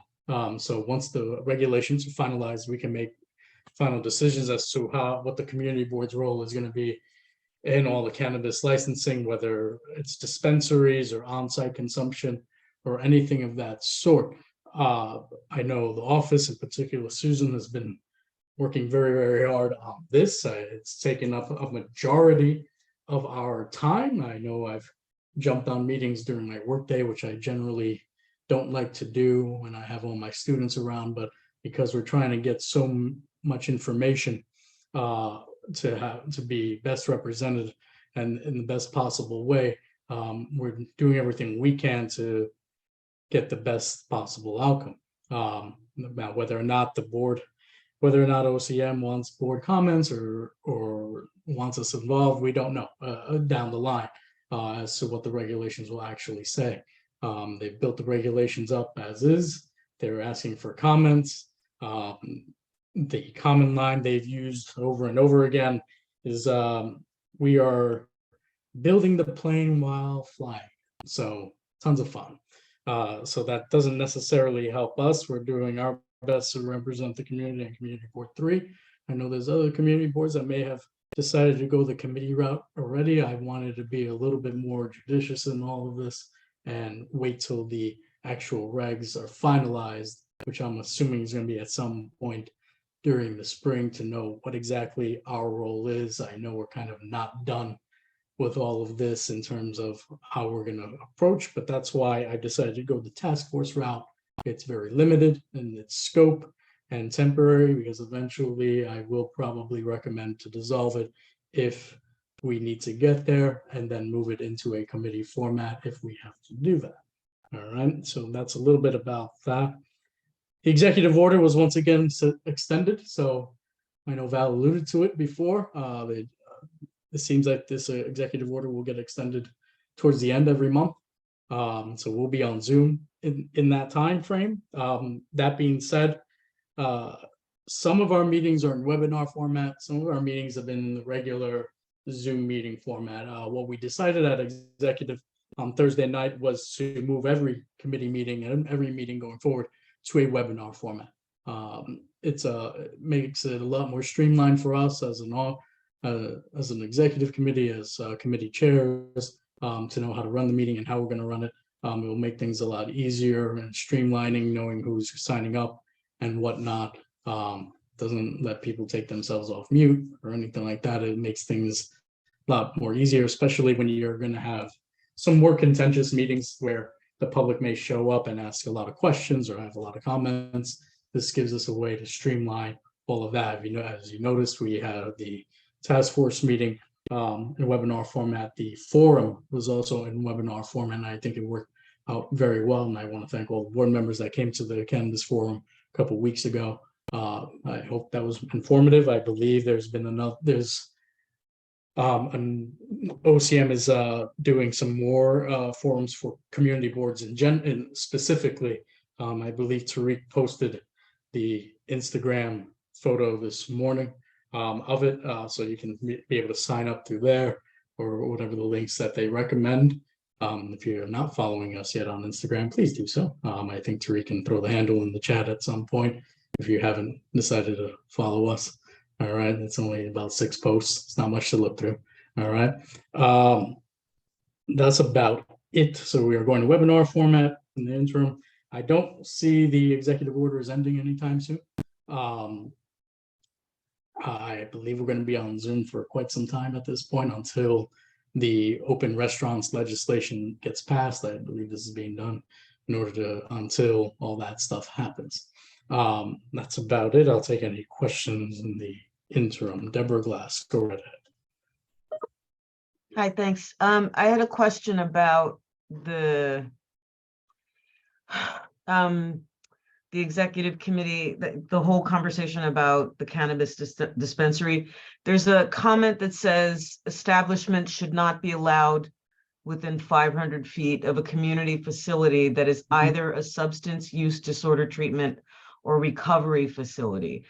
I guess thinking about where Rivington House used to be, would a behavioral health center be another area where it might not make sense to have any of these facility like this nearby? Definitely. I'm going to answer that question during the executive committee report when we pull up the resolution. How about that? We'll get to it. I'll pocket that for right now. All right. Thank you, Deborah. Kenyo Hernandez, go right ahead. My comment is also regarding the reso. Okay, An hour later. Okay. We'll get to it. If it's questions about the resolution, we'll get to that in a moment. There's 2 different types of resolutions that you're going to be voting on tonight that affect cannabis. One is by the task force for the specific application that came to the board a couple weeks ago. Gotham Card, I believe, is the name of the organization. You're going to hear about that. But the regulations one I will speak to in a moment. If any other questions?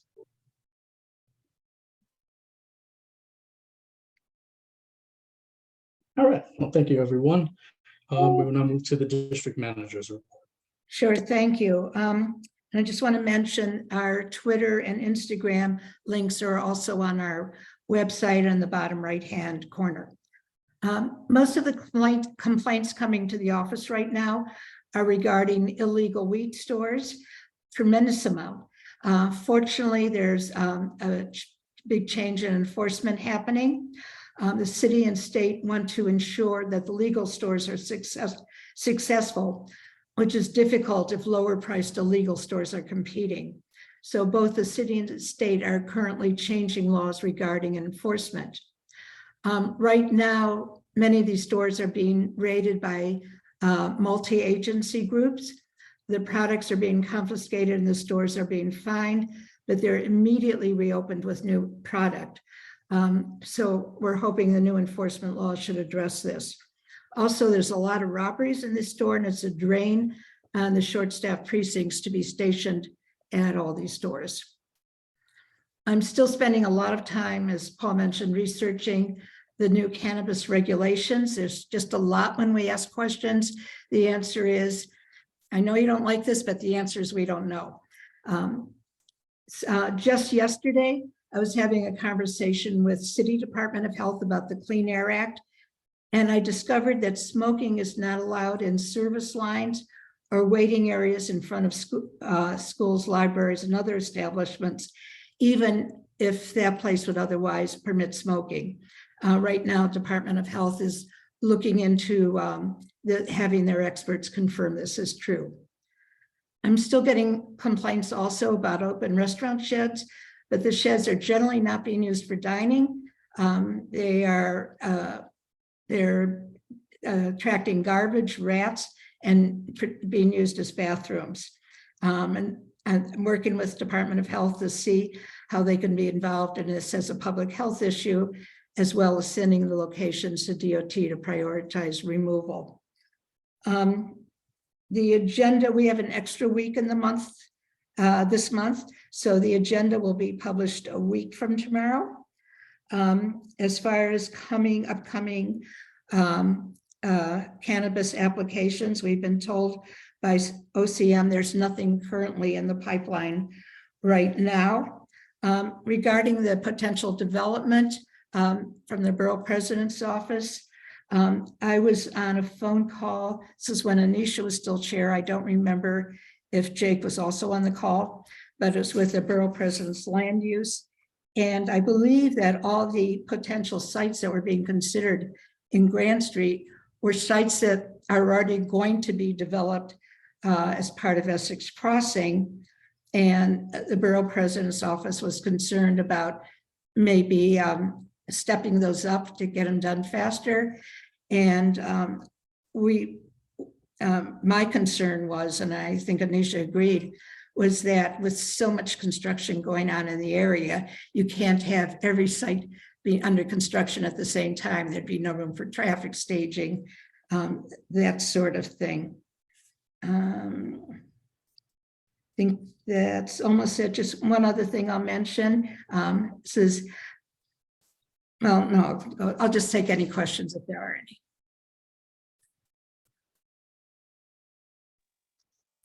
From board members.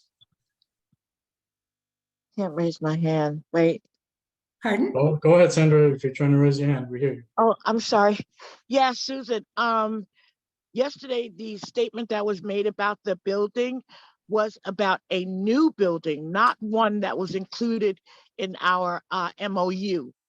The two 100% affordable buildings. This was another building being proposed that was cut down. I spoke to Christopher Marte and the borough president, and they just asked our opinion about it. But trust me, if they try to move forward with it, it will be coming back to community board because it will be a violation of our memorandum of understanding. I don't understand how it'd be a violation of the MOU. Because our agreement was for two buildings, 100% affordable buildings. The new proposed building is at the parking garage on the side of the church. It's a third building, which is not included. I'll just ask one question and then we'll go offline tomorrow if necessary. Yeah. Is the space, the lot you're talking about, is that part of the Essex Crossing lot? I think that they had it included. They did merge the parcels, but it's a separate building. It's a total separate structure. That's why they're trying to go back channels sort of to get permission to build it. Okay, so I was not aware of this, but we are meeting with the borough president's office on this as they mentioned, so we'll find out more. Okay, thank you, Susan. Richard? Hi, Susan. I realize that it's a moving target, but can you give us a best guess as to the number of illegal cannabis shops that have been identified within Community Board 3? You know, the police did give a number. I don't remember what it was, but the police do have a number that they gave at the precinct meeting. And it was a lot, but I'm sorry, I don't remember. I don't want to give wrong information. Okay, thank you. Okay. I don't see any other hands up for you, Susan, from board members. All right. Just a reminder to the public, these question and answer sessions are only for board members and not the public. Thank you. All right. Okay, we're gonna move on to committee reports. Normally I start with exec, but in this case, Val is gonna share her reports of World Trade Center. Go ahead, Val. Hi. Oh, yeah. Hi, this is Valentina Jones, and I represent Community Board 3 on the World Trade Center Survivors Steering Committee. And in November, I asked the full board to look at the 9/11 issue, and I believe our board meeting, the full board meeting was on the 20th. And what was the resolution was to support the 9/11 Responder and Survivor Health Funding Correction Act, and that went through. I believe that was on December 20th. On December 21st, the congressional negotiators agreed to add $1 billion for 9/11 Health Fund and end of year spending bills. So I thought that was really good. The one other thing I want to report now is that a final rule adding uterine cancer to the list of covered World Trade Center related health conditions was reported on January 17th. So, and this will be effective January 18th, 2023. So that's my report. I probably will have a report next month because other things are supposed to happen. Thank you. Thank you, Val. If you know you're going to be have to give a report, I'll put you on the agenda formally. Right. Thank you. Thank you. All right. So we're going to move Sorry, to. what did you say, Paul? No, if you know what, just give me a couple. Let us know ahead of time so that we can put you on the agenda. Oh, okay. Officially. Okay. All right. Thank you. Okay, exec. So as I mentioned earlier in my report, do have one resolution for the board to consider tonight, and that is comments to be, these are voting on comments to be made to the Office of Cannabis Management as on to their regulations. Where's Larissa? Larissa, you may have to put this up at some point so people can see it on the screen. Sure. No problem. All right. Make sure you have, yeah, you do. Okay. In fact, pull that up now. Deborah, I told you to pocket that question before. I'm going to start with you, and then I'll go to the other hands. Can you repeat that question for us? Thank you. Sure. I have to go back to where it was. It's the line under therefore be it resolved, that first bullet point underneath that, therefore be it resolved. Cannabis dispensary establishments should not be allowed within 500 feet of a community facility that is either a substance use disorder treatment or recovery facility. I'm thinking specifically about Mount Sinai's use of the former Rivington House. That is a behavioral health center. Would that be something that could be included if it's not included as a place where we want to not have cannabis dispensary places? It's also next to our park, which is sort of problematic in its own way. So that's my question. Susan, I presume you have an answer to that question, correct? Well, first of all, I'm going to say I raised my hand to ask for some friendly amendments that have nothing to do with this. Okay. But I would say it does not include parks. OCM specifically said a park might be included if it were like very young children or something of that sort. I don't think generally parks are going to be included. As far as substance abuse, it seems to me that it would be included. The Rivington would be included. But does it have to be specifically named as a behavioral health No, it doesn't. It does. So a lot of community boards are doing the same thing and they're using exactly the language that we're using. It does not include behavioral health. It includes the substance, I forget the exact words, the substance abuse or treatment center. It doesn't say, I don't think behavioral health. Does ours say behavioral health specifically? No, ours says substance use disorder treatment or recovery facility. That's Is what that I correct? believe all the boards I believe are using that exact language. It doesn't say just behavioral health, which could be other than substance abuse or substance abuse. Huh. Okay. See a few hands up to start. Trevor. Well, I debated how much I wanted to speak tonight because I spoke at exec about my concerns for this particular resolution, especially after listening to Gable and Lewis from Project Renewal. And, you know, the impact this is going to have on Black and Brown, especially socially disadvantaged neighborhoods. I want to draw your attention to the last line of the therefore be concerned. And it has to do with removing the ability for the community board to have any input or to speak on this. And we're not saying that, and I'm not saying that the community board should hear every single application or it should go through, every application should go through to a committee. But we need to be able to voice or to say something about this new budding industry. And as Paul has mentioned, building the plane and flying at the same time or some form of that. We need to be able to have a voice in this particular thing.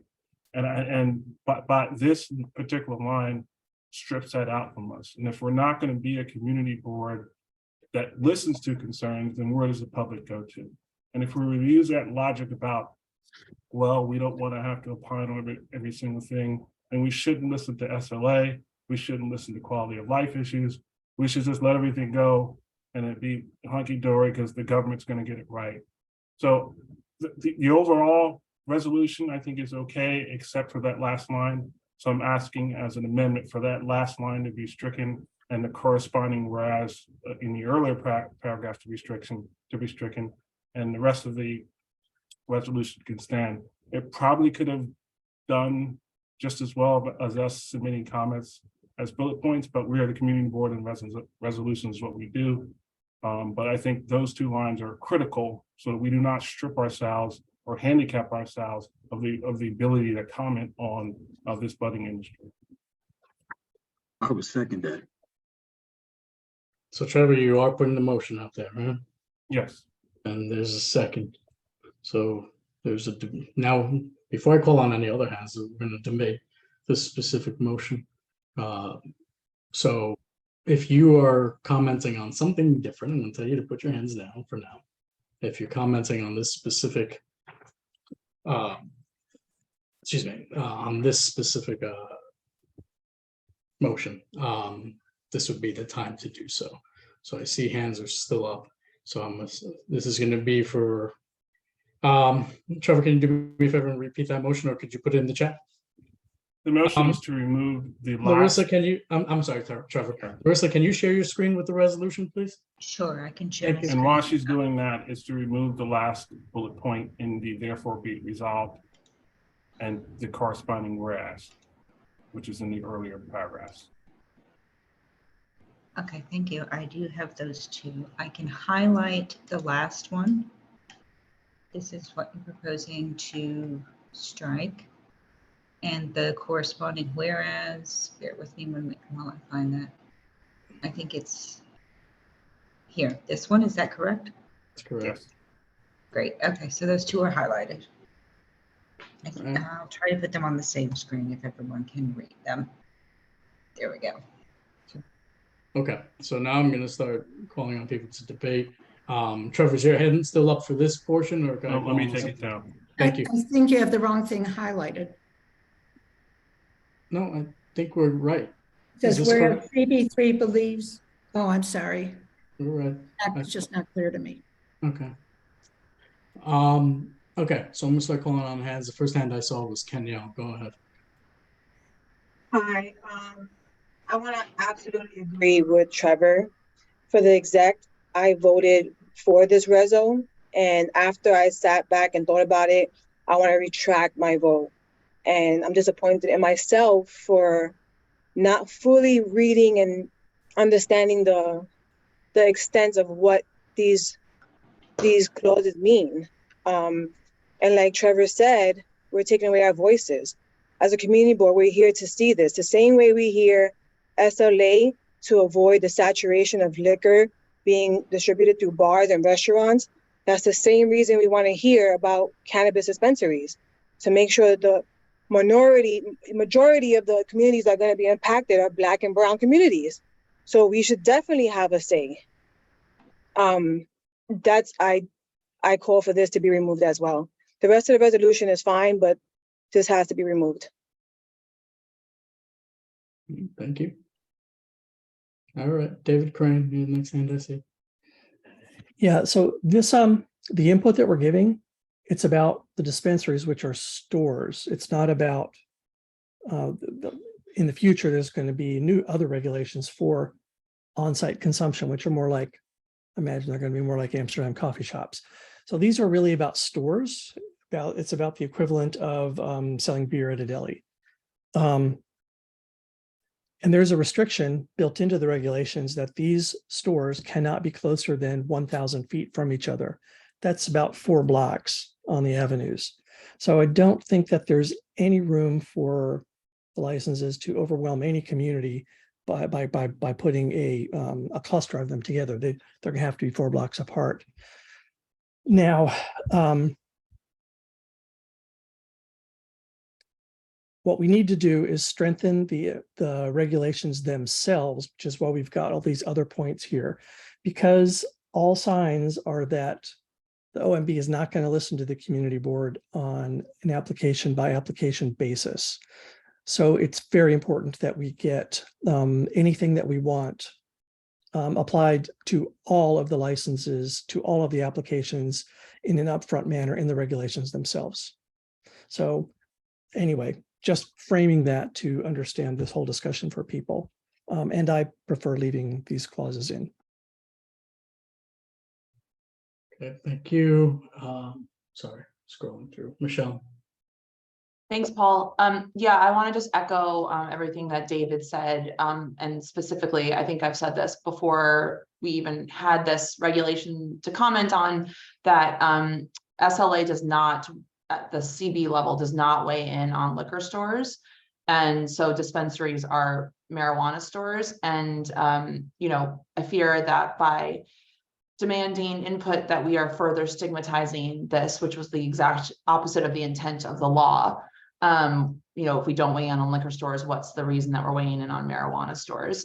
And so, you know, as David said, we as an exec committee asked that in our comments that we would want the state to impose these strictures that we think are quite important, which would, I think, also what David said, carry more weight than what a CB would ask for. So, right, we're asking the state to make sure that there's no dispensaries within 500 feet of a community facility that's either a substance use disorder treatment or recovery facility. We're asking the state to impose restrictions of 12 a.m. in all residential areas for marijuana stores, and asking for more information about these applicants, and then also asking the state to ask applicants to discourage smoking outside their establishments, because actually the state law does not allow you to restrict or ban smoking. So again, the state asking applicants is likely going to be stronger than what we can do. And I would just also say that I would like to leave these clauses in, because they do not preclude the community board, if at some point it becomes a problem, from weighing in. These are just comments to regulations. If it becomes a problem, CB3 can start hearing some applications. These, we're just telling the state, you know, please take our concerns seriously and add them to the regulations at the upfront, so that we don't have to hear every single one. So that's my 2 cents. Thank you. Thank you. All right. I go on hands that have not spoken yet. So Trevor, I'm going to save you for the end. Jake Gold, go ahead. Oh, sorry. I meant to put my hand down. I 100% agree. I was going to say everything that Michelle said. Just tagging on also what David said, that SLA, the committee, doesn't regulate which bodegas sell beer. Under state law, marijuana and beer are treated relatively the same, not exactly the same, but relatively the same.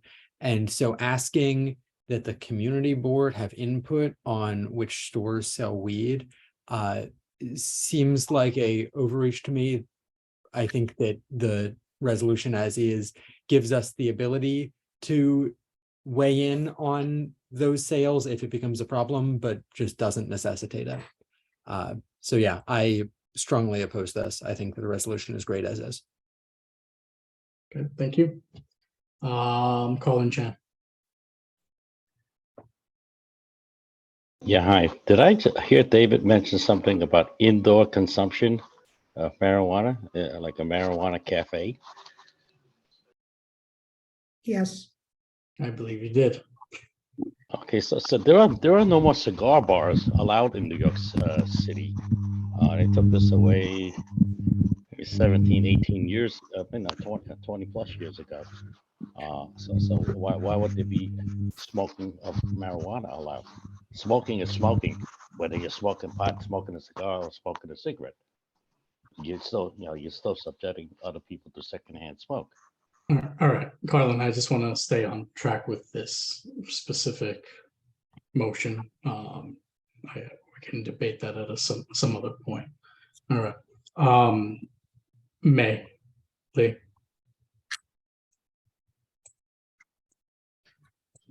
Yeah, so this is about what we're talking about now. So, I'm on the exec, so I was at the exec meeting.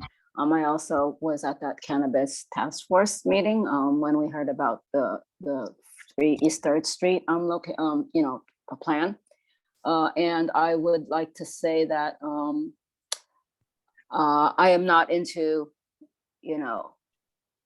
having a meeting about every single dispensary. But I, after listening to attending the cannabis task force meeting and listening to the staff of Project Renewal, and I think Kenton Hall, and also 2 of them were at our meeting at public session and talked about why the first one that's being proposed is the location is not good. And they have had, us just having this meeting gave them the opportunity to sort of voice their opinion.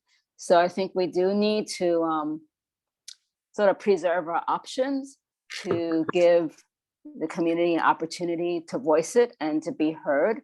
And so we should not say that, so we don't remove the need for the community board input. And there may be need at times and there may not be need at times, but we need to preserve our options.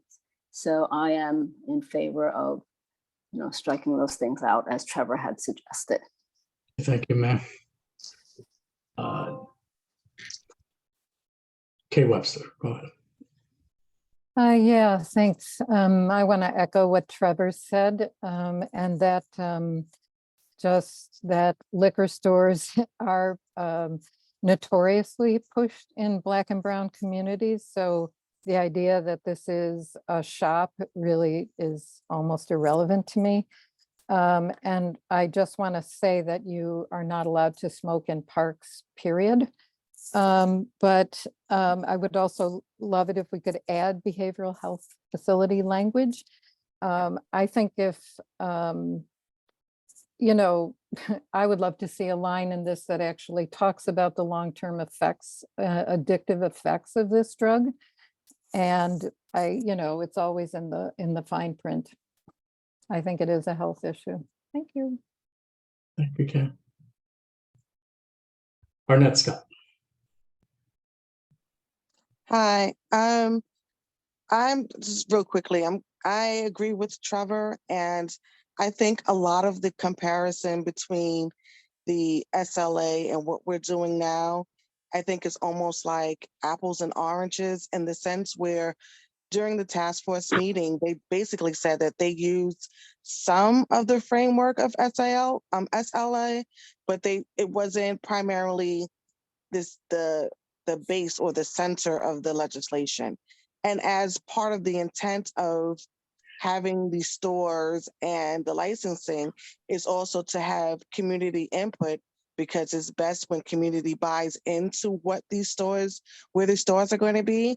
I think right now it's premature to not have the opportunity to have these licensees come to the community board.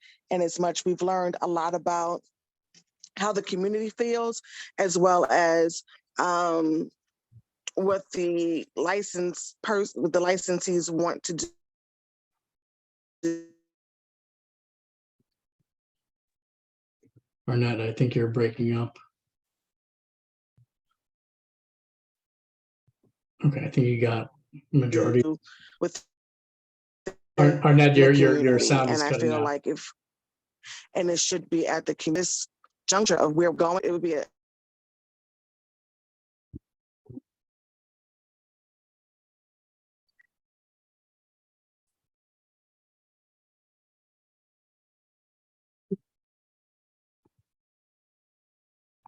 Yeah, Arnett, your sound cut out. Well, I think we got a majority of your point, and I'm gonna call on other hands. You may want to fix your to the volume.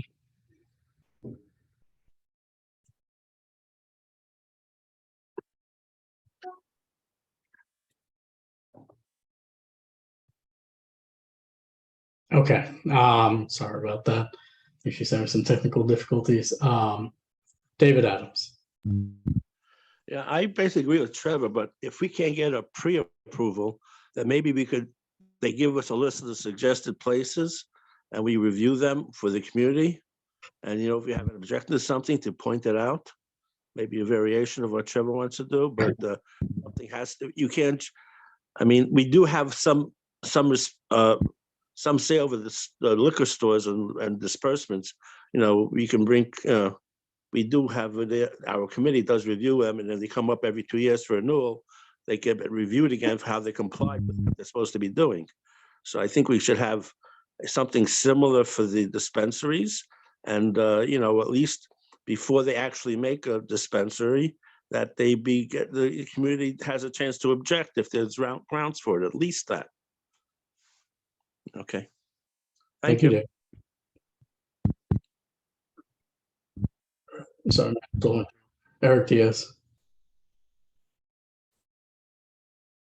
Yes, I just want to say that I agree with Trevor's position on this. I think being in front of the issue is a proactive decision rather than being reactive and waiting for in the event of. Then we'll start looking at applicants and applications. Also, I think just stating about an issue being being a substantial burden on the resources of CB3. Every issue is a burden on the resources of CB3. I actually don't even think it's appropriate to even mention that, you know, we're strained, and so therefore, you know, please don't bother us with this issue. As I see it, I think it's not necessary to even put that. You know, just the NYCHA issue is a strain on CB3, and, you know, because it's such a big animal. Yet we courageously, collectively embark on that issue nonetheless. And so I think at the gate and on the onset, letting the state know, just follow these points that we make, and then, you know, don't leave us out of it. I don't think it's the right message to send. I don't think we need to mention that at all. And so those are my reasons why I'm supporting removing the highlighted text from the reso. Thank you. Okay, thank you. Damaris Reyes.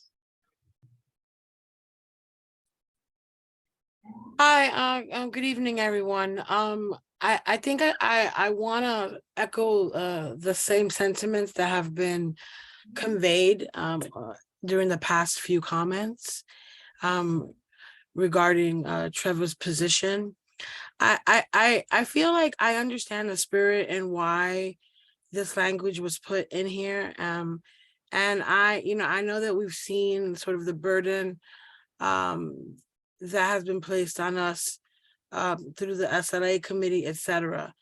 That's one point. The other point is that, yes, while we do not weigh in on liquor stores and bodegas and other stores that sell alcoholic beverages, I'm not sure that that means that we shouldn't have. And I want to be clear that, you know, there is a reason why there is a proliferation of these sort of establishments in our neighborhoods. And it is because we do not have the ability to comment, weigh in, and give our suggestions. So I'm not going to suggest that we make a case for making the comment, but I think that it is premature at this point for us to give our right to speak on this issue up. Perhaps over time or within a year's time, when we see more applicants and we're able to assess the impact and our role and how much actual time it has taken us, we might want to revisit the situation at that point and maybe make a recommendation as such. But again, just because we haven't done something in one field doesn't mean that we shouldn't do it in a new one. This is new, this is untried. You know, it's untested. We already have all these shops all over the neighborhood, and that's because we don't have anything to say about it. So I think, you know, in my opinion, and you know, it sounds like what most folks are saying, or what many people are saying, is at the very least, we should remove the language and not give the state, you know, any indication that we are not interested. If the state so chooses later on to remove the ability of a community board to weigh in, then we can cross that bridge when we get there. But I'm not sure that it is the wisest choice to give our right up to do so on the onset of an issue that we don't understand the impact of yet. Thank you.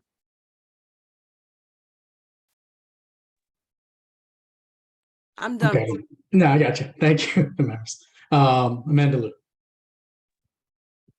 Thanks. I think I'd just like to add one perspective that I feel like hasn't been said very bluntly in this conversation yet. And I'll draw on my experience on SLA, is that, just to put it very bluntly, the people who tend to speak up and come to SLA meetings are not Black and brown people, are not minorities.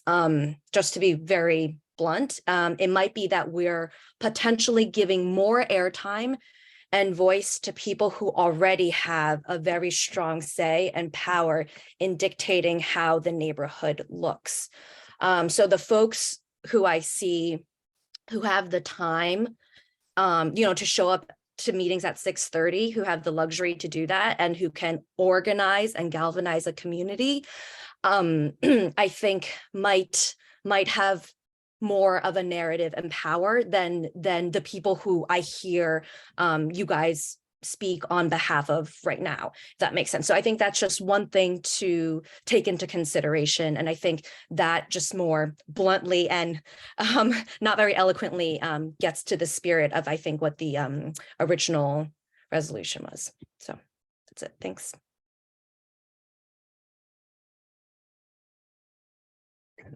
All right. Thank you, Amanda. Trevor and then Kenyelle, these are your second round speaking. So that'll be it on this. My hand's been up. Oh, I'm sorry, Susan. I'm looking at the other way. Go ahead. Go ahead, Susan. Okay, so I think there's tremendous confusion technically on this. And I think one of the reasons for it is to go back to Eric's point about how that burden on the CB3 sounds. So I think the way the resolution is written, it sounds like we're saying, don't send this to the board for comment. I don't think that's what the people who wrote it mean. I think, and they can confirm this, I think a very easy way to maybe compromise and keep everybody happy is to totally change or take out that top, but leave all the bullet points. I think what that is saying is, you know, these bullet points are important. And yeah, we can say those bullet points are important. We should not be saying about the burden on the community board level, whether it's true or not, because that's like saying we're too busy to do the job that we're appointed or hired to do for the community. whether we hear those applications or not is totally internal. We never, ever have to send comment to OCM. They are saying, here's a notice. If you want to comment, it has to be by such and such a date. That's all we're saying. We can decide to not hear them. We could just list them and say, does anyone have any issues? But we can all deal with that internally at a later date when the regulations are made. And I just want to say, after this issue is resolved, I have some non-controversial procedural, what I hope are friendly amendments to make after this. Okay, thank you, Susan. Herman, Trevor, Kenyal, in that order. Go ahead, Herman. I would say that the last speakers, I agree with it totally. Absolutely, that we should never, and I've spent enough time in this neighborhood knowing that you never give an inch unless you're forced to. And then you could end up in a compromise, but you should never give up your voice to represent or be represented. One statement that was made about none or people who are not Black and brown, that there seems to be put in the background by the people who represent us, really admirable no matter what their color is. The only thing I have to say about that is because now is that Black and brown people in this Lower East Side no longer think that they have been listened to. And so that's the reason you do not find too many Black and brown people coming out, because they think that their interest is not being represented, or portion of this certain things in the community board is not being listened to either by a local community organization or the people who's supposed to represent us in the high position of whether it's the state or the city. So, you know, that's why most Black and brown people have not been organizing anymore and coming out, because they will say to me that their interest is not been, and I could say it's the SLA mostly that people complain to me about, that they don't think that their interest is being represented, because we on the community board never see a liquor license that none of us didn't like. So, you know, so if people want to make that statement, come and walk the street with me out there and talk to the real people who needs representation. But I agree with Trevor's idea to remove those two items. Now I'm finished. Thank you. I got it. All right, Trevor, and then Kenyal, and then we'll wrap up there. Yeah, I'll be quick. I mean, Susan said much of what I wanted to say, and that is that we're not saying that we want to see everyone. We don't need to remove our voice for it.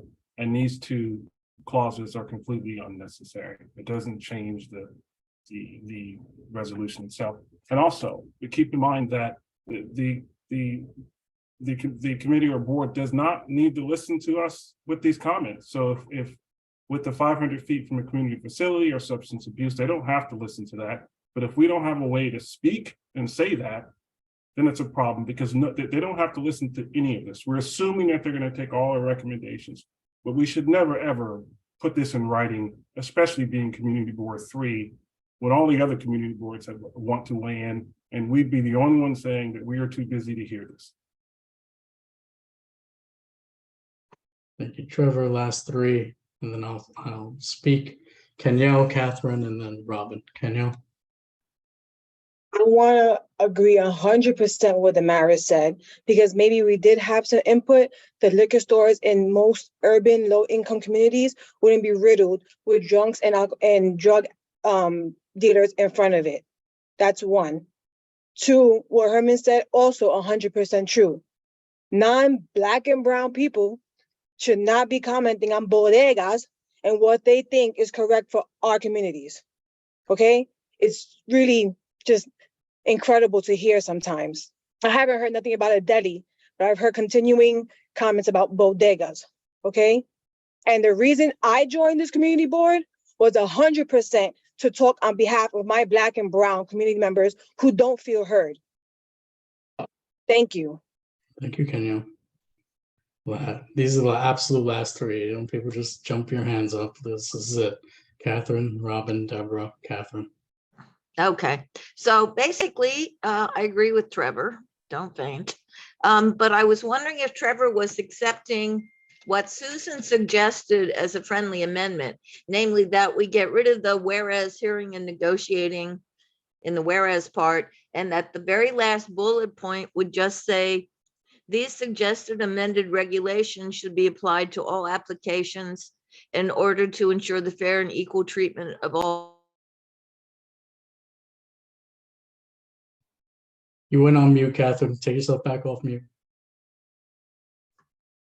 Sorry. Oh, so my question was the last bullet point following what Susan said should then just say, instead of getting rid of the whole bullet point, just leave it say, these suggested amended regulations should be applied to all applications in order to ensure the fair and equal treatment of all applicants, and stop it there.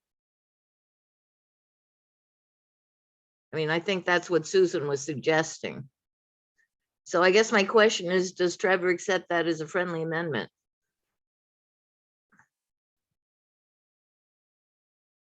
Procedure, I'm not sure how that works. David, you can chime in if I could. I mean, I think that's fine. I don't necessarily think it's necessary, but I think it's fine if we're going to get through this. Let's pocket that for a quick second. Sure. Yeah, no, thank you, Catherine. Let's pocket that for a quick second while I okay. continue to hear debate on this, and I'm going to wrap it up after Deborah. So Robin and then Deborah, go ahead. Yeah, hi. I just had a question about the actual task force. I know it's new, Paul, and that this is all very new, and that you put together a task force. I don't know if that task force is public and exactly who sits on it, and if there's going to be meetings on a regular basis, like a committee meeting, so that more people can become involved from the community. Yeah, I'll answer that question after we finish debating this amendment. These amendments. Okay, thanks. Deborah.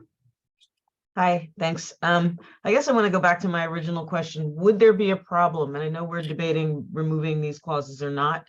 But what would the harm be in adding behavioral health facilities to this?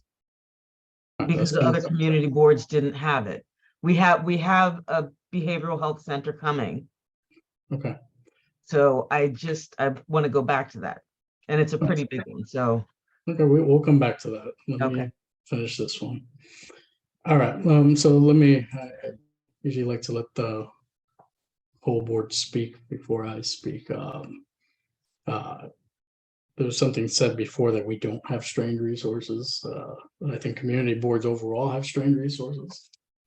Just listening to borough board meetings and being at borough board meetings, offices either have 3 or 4 workers are at any given time, and we try to do the best we can. So there is somewhat of a burden. Is it substantial? I don't know, but there is a burden, and we do have strained resources. I would say at all 59 community boards throughout the city. So that's one thing. 2, I understand. It could be difficult to hear, and Trevor, I hear you on this one. Maybe the appropriate language is CB3, reserving the right to hear an application or something of that sort on this. Maybe that's where you're going with that. I support whatever the board is going to say eventually. it's going to be tough hearing a lot of these applications if we do hear them, but like Trevor said, and I've said in the past, we can send all these comments in and OCM says, yeah, we're good. We're locking the ones we have in originally, and nothing gets in. And then maybe we don't hear any applications because they don't want community boards weighing in. That's a very real possibility, right? That's a very real possibility down the line. We'll just let the community board know that there's a certain dispensary coming into the area. You can let the people know, and that's about it. But we don't want you weighing in. They could literally lock that in, right? We don't know either way. This is building the plane and flying it at the same time. There's just a lot of unknown. I don't think anybody wants or doesn't want to not hear applications. I know I've debated that in my mind a lot. So, whatever happens, happens, and we'll adjust accordingly. In terms of these specific bullets, if the board chooses to take down that first whereas that's highlighted, fine. I do agree, we do have strained resources and it is a burden, but if that's something that looks like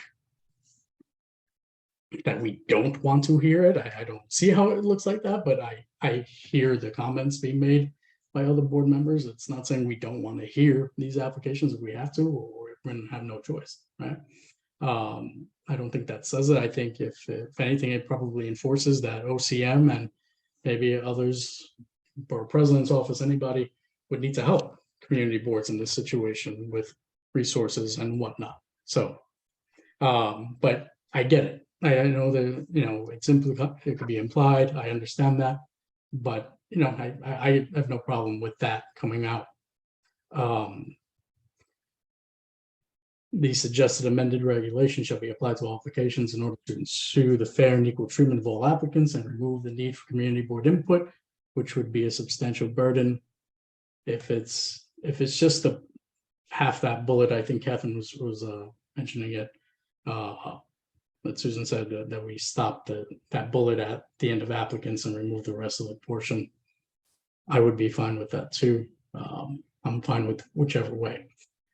That being said, I'm going to call a question on this, and I'm going to go to a vote. Don't do anything yet, Larissa. No, I'm not. I'm just okay. highlighting those two sport pieces, but I have a question for you, Paul. Sure. Regarding the vote, are we voting to remove both of these, or are we voting to amend the language on the bullet point and remove the first one? Because we're talking about two different things right now. Well, Trevor, your original motion was to remove both bullet points. I mean, the bullet point and the whereas. How would you suggest that this be slightly amended to look like that? I can accept removing the green portion of the bullet and putting a period there, just that I think it's a little repetitive considering where this is going, but it's fine if we're going to move this along. Okay.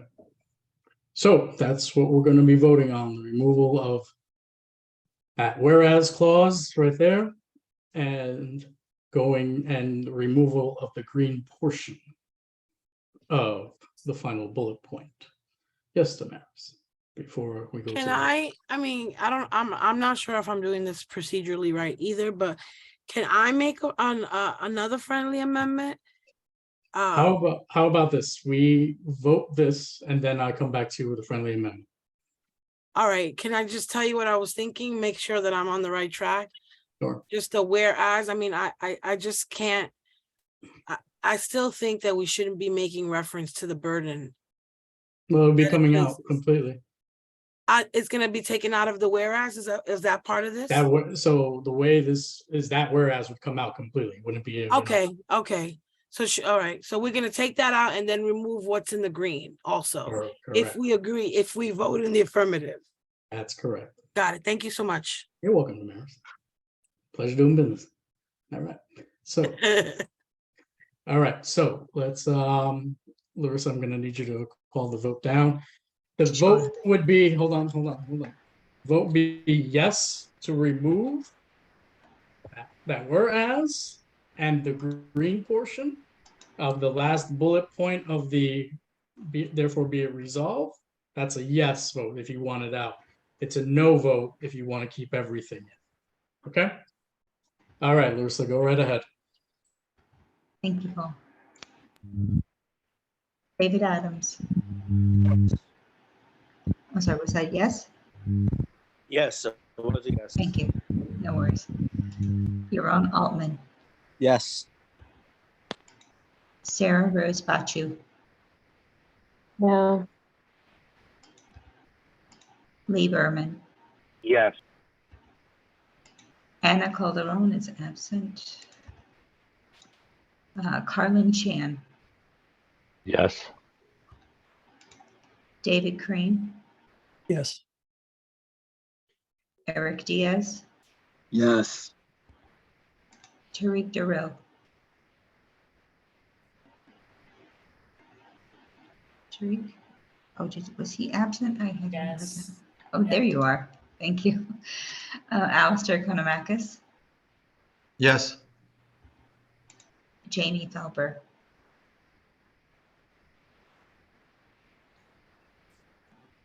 No, sorry about that. No. no, thank you. Larry Fern, Yes. Shirley Fennessy, Yes. Catherine Freed, Yes. Ryan Gilliam, Yes. Deborah Glass, Yes. Jake Gold, No. Andrea Gordillo is absent. Haniel Hernandez, Yes. Herman Hewitt, Yes. Trevor Holland, Yes. Valentina Jones, Yes. Jeanette Kim, who was absent, Michelle Cooper Smith. Larissa, can you share it on the screen again so we can see it? I absolutely can. Give me Thank just a you. moment and I'll pull it right back up.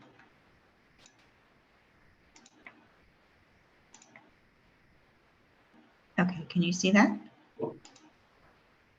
So I'm so sorry, but this has been very confusing. Because the yellow parts we're deleting or keeping. Okay, Yep. so currently. I think maybe you should do the same colors for each Okay. thing. So Sure. put the. Okay, so let me change the color for this. Larissa, We'll let say me tell you what you do. green. No, Larissa, Yes. you see the whereas, the whereas, put that in green. Okay, Anything in green is to be it's removed. going. Green for go. Yellow Thank stay. you. Okay, thank you.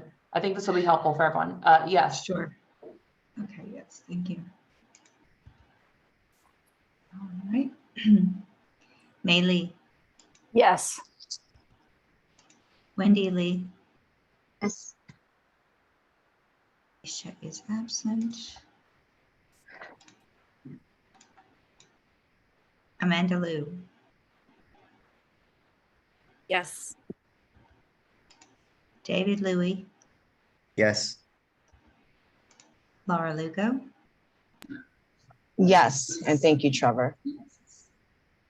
Paul Rangel, Yes. Tamaris Reyes. That would be a big fat yes. Thank you. Richard Ropiak, No. Thomas Rosa. Yes. Okay, that was a resounding yes from someone else. Robin Chattel. Yes.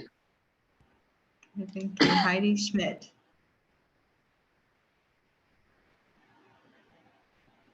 Yes. Arnett Scott.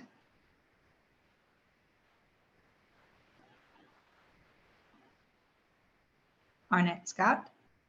She's still with us. Seems like our connection's been giving trouble Yeah. today. Can you, Arnett, if you Arnett, can hear if you can us, hear, put it in the chat. yes. That'll help. Yeah, she put yes. Okay, there we go. We got a yes with a lot of exclamation points. Thank you, Arnett. Larissa is a yes. Sandra Strother. Sandra. If you are Yes, also having, yes, okay, thank you. sorry. Got you, no worries. Okay, Daniel Tano, Yes. Josephine Velez, Yes. Troy Velez, Yes. Rodney Washington, Yes. Joshua Waterman, Yes. Kathleen Webster. Yes. Jackie Wong is absent. And July Yang. Yes, and this is a very well-written resolution. Great job. I agree. Okay, we have 38 yes, 4 no. Yes, it carries. So when you send the resolutions and remove that I will portion. do that. Thank you. Absolutely. All right. So when we vote later on tonight, know that that is the amended portion of that resolution. You should leave that vote there. Yeah, can you leave that up, please? We're not done. No, the vote. I'll leave the vote on the vote sheet. Yeah, that too. Okay. Oh, the vote, yeah, the vote is on the vote sheet. Okay. I may need you to pull that back up again. Sure. Where's Deborah? Deborah, did you want to make a motion or no? I'd like to make a motion that we add the language of behavioral health facility to that first bullet point. Scroll up, please.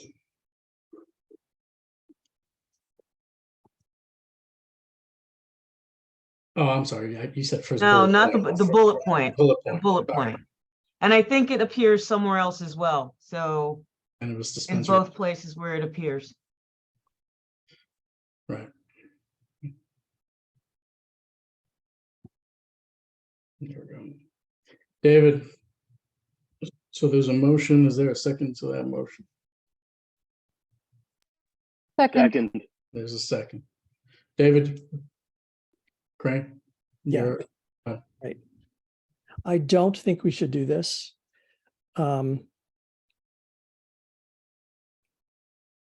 It wasn't discussed at all. Well, we shouldn't put things in that we don't hear from somebody advocating for. We shouldn't just be adding things because we feel maybe it's a good idea. I don't know that there's the kind of situation that exists when there's a substance use disorder, treatment facility across the street or very close by. We heard, I found it plausible that residents and clients of those programs could be triggered by the presence of drug sales or marijuana sales basically across the street from them. I don't know that it would apply here at all. And the more restrictions that we put in, the less likely it is that these things will be picked up by the I keep wanting to call them the OMB, but I know that's not it, the OCM. So anyway, let's not add other things to this without some pretty careful research. Thank you.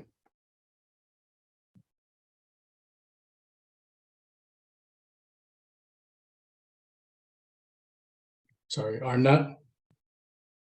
You able to talk? There you go. Yeah, I think so. By Can the you way, hear me? Can you put the amendment in here? I mean, I see a purple thing, but that's part of the language of the amendment of the resolution. So, If there's actually a so, motion, we need language. so the language would be to add. Sorry, I got distracted there. Cannabis dispensary establishments should not be allowed within 500 feet of a community facility that's either a substance use disorder treatment or recovery facility, and then comma, what is it? And behavioral health facility or behavioral health facility? Am I correct there, Deborah? Yes, and you'd remove either. Because either would imply two, but there are now three. Okay, so I'm going to remove the entire pink and just highlight the changes that we're going to make. You're removing either, it's a technical thing, but substance use disorder treatment or recovery facility and behavioral health facility.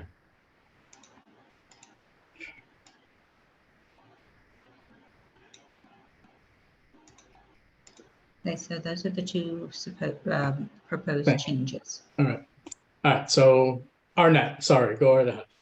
No, that's okay. Can you hear me? Yeah, we can hear you now. Go ahead. Okay, great. I support adding the behavioral, what we're adding, because in substance use disorder treatment facilities, a lot of the clients have dual diagnosis, which would mean they have mental health issues as well as a substance use issue. So it can in fact be very, very close in the clientele in which both facilities cater to. It make the substance use caters mainly to the recovery of the substance use, but like I said, there are many of the patients and clients have dual diagnosis, and there are times where people self-medicate, so it crosses over. So I think it does. It's valid in this, and I believe as we were discussing the resolution the first time, we had originally had community centers or community something or other, and then we then decided to narrow the scope to just the treatment facilities. But I think in mentioning with Deborah mentioning the behavioral, it coincides what we were actually trying to do in the beginning.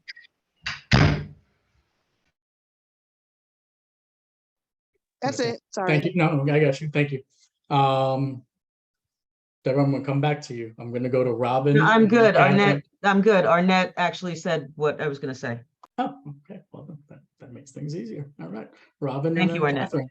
Yeah, hi. If we're adding in places that the facilities can't be near, I'm just curious as to do these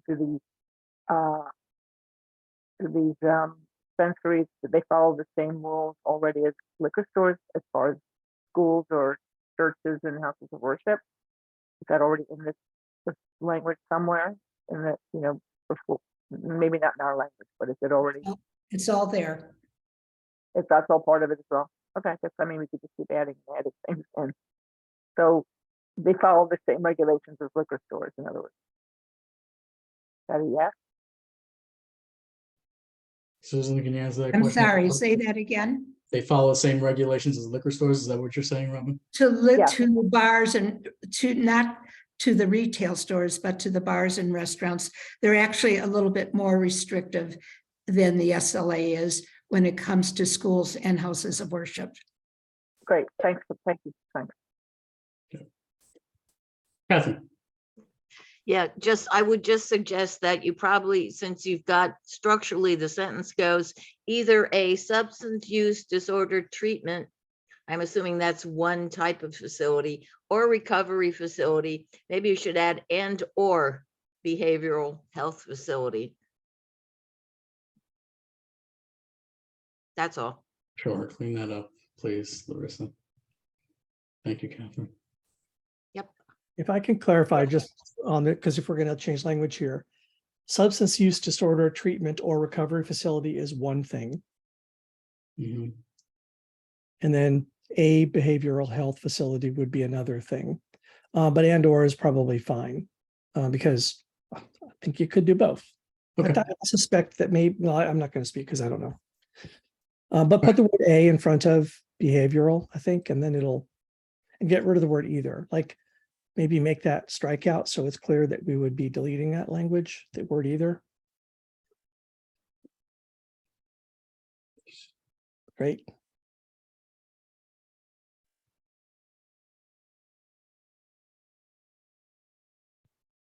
Well, it would be to get rid of the word either. David Adams, go right ahead. Yeah, my question is a little bit off this topic, but I don't want to vote twice if it's not included. Is there a way to recall dispensary if it's found to be a bad actor? Or something in this resolution? They come up for renewal and they are subject to enforcement.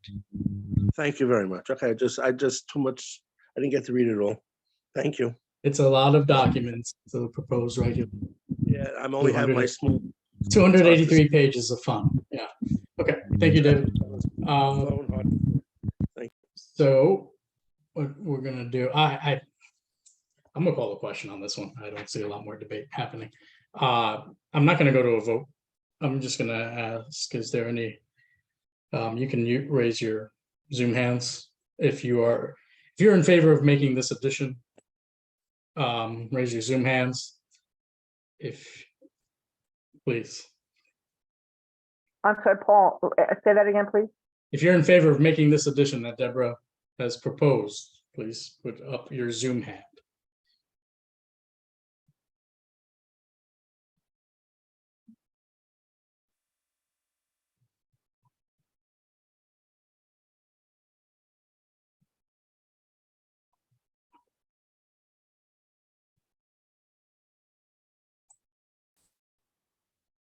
It's like teaching on Zoom all over again. All right, everybody put your hands down.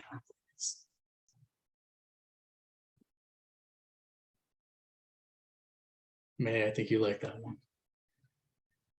You're on. Is your hand up for what I'm about to ask, or I'm gonna take it down for you? How about that? All right. Now, if you don't want the change, you can raise your hand.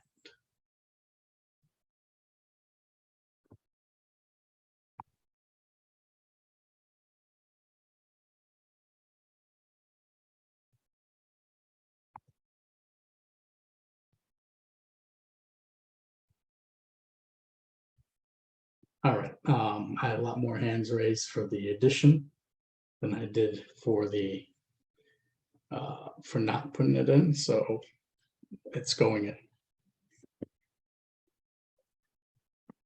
Thank you, Deborah. Everybody can put your hands down now. So that will remain in on the amended resolution. Everybody can put their hands down. Any other questions about this resolution, or can we move on? No, I have my operation. Oh, that's right. Mine too. Okay, so I think these will be totally not controversial, and they're specifically for office operations, really.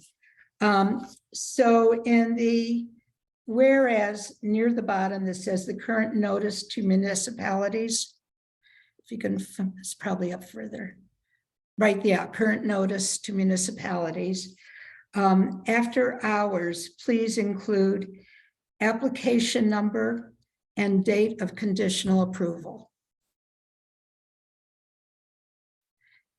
After hours.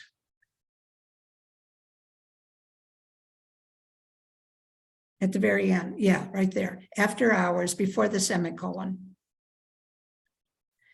And application number and date of conditional approval.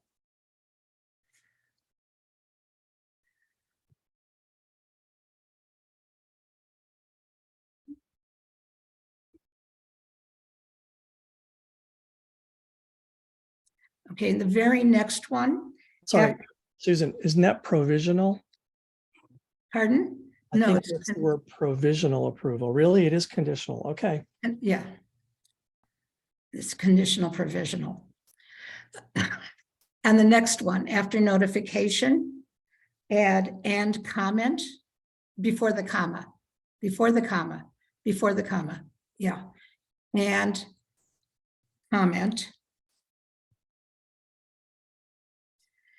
And then I have one totally new one. Okay. Do you want me to read it first and then read it again, or what? Yeah, read it first. Okay, meetings of the Cannabis Control Board should be posted at least 10 days in advance, and agenda should be posted 1 week in advance. Is that completely new that we're putting in as a whereas? Completely new. Okay, so now where are we? Go wherever you think it should go. I'll go Drop after that language in the chat. What? Can you drop that in the chat and I'll cut and paste it where we decide to put it?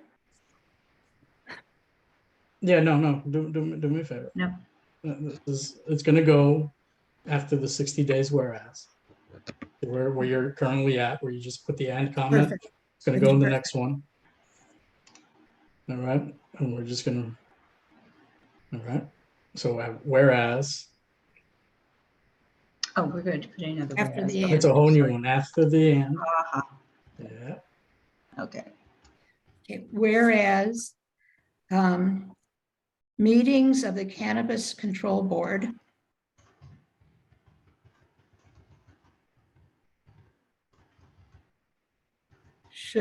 Should be board. Oops, sorry, computer's not working tonight. Okay, you must feel pressured. No, I'm working All right, on all my right, right. laptop where So I'm usually in my other one. It's fine, it's fine. Whereas meetings of the It should be Cannabis Control posted. Board. Should be posted Uh-huh. at least 10 days in advance.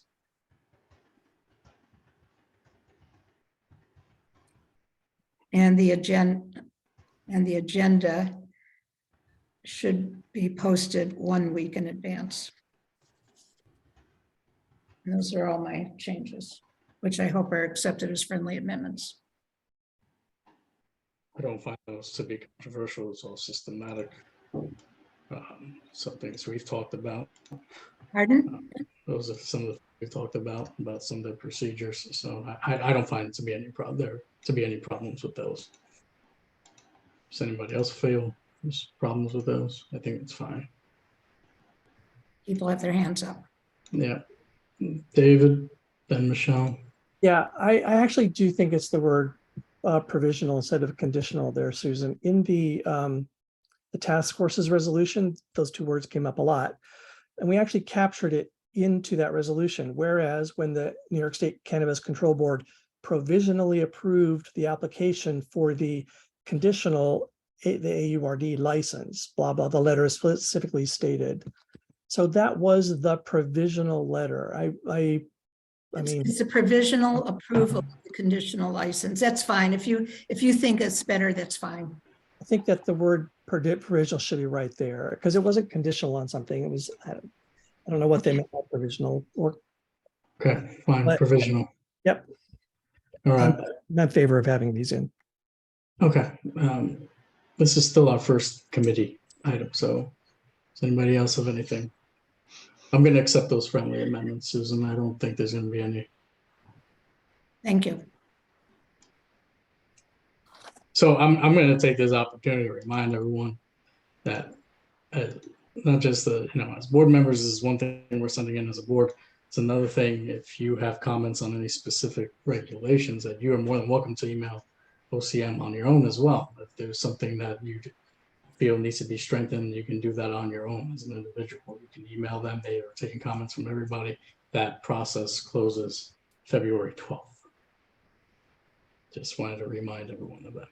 All right, that being said, I think we're good here. And we'll move on. Thank you everyone for making the changes that you needed to make. So we're going to move on to other committee reports. I don't see anything else. Okay. Did just want to emphasize to Larissa, that motion, assuming we pass it tonight, it must go to. No, not this one, the committee one. The Task other one. force. Never mind. Thank you. Sorry. Thank you, though, for thinking of that. Thank you. All right. Robin, you have your hand up. Yeah, Paul, I want to go back to my question earlier about the task force. Is it I know you mentioned it earlier. It's on. I've appointed members of that task force. They met 2 weeks ago with the sole focus being on the card applications that were coming to us. That's the task force's job. Was any of the card applications that were potentially coming to us for community board comment. Not for this, the comments for regulations were heard at the executive committee. The task force was solely in its action for any of the card applicants. And the members were appointed on there, and it's on our website. And is that going to be something where there'll be meetings? What with the task force or the public meetings or?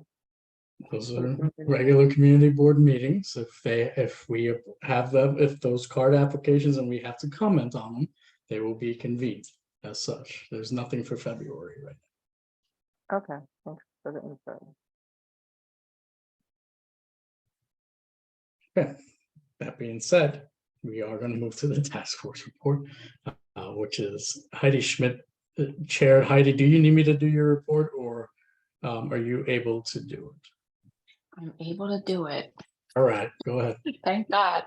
Thanks for everybody's patience. I have a brand new baby and so I'm not always able to talk at this time because on occasion she wakes up and I gotta soothe her back to sleep.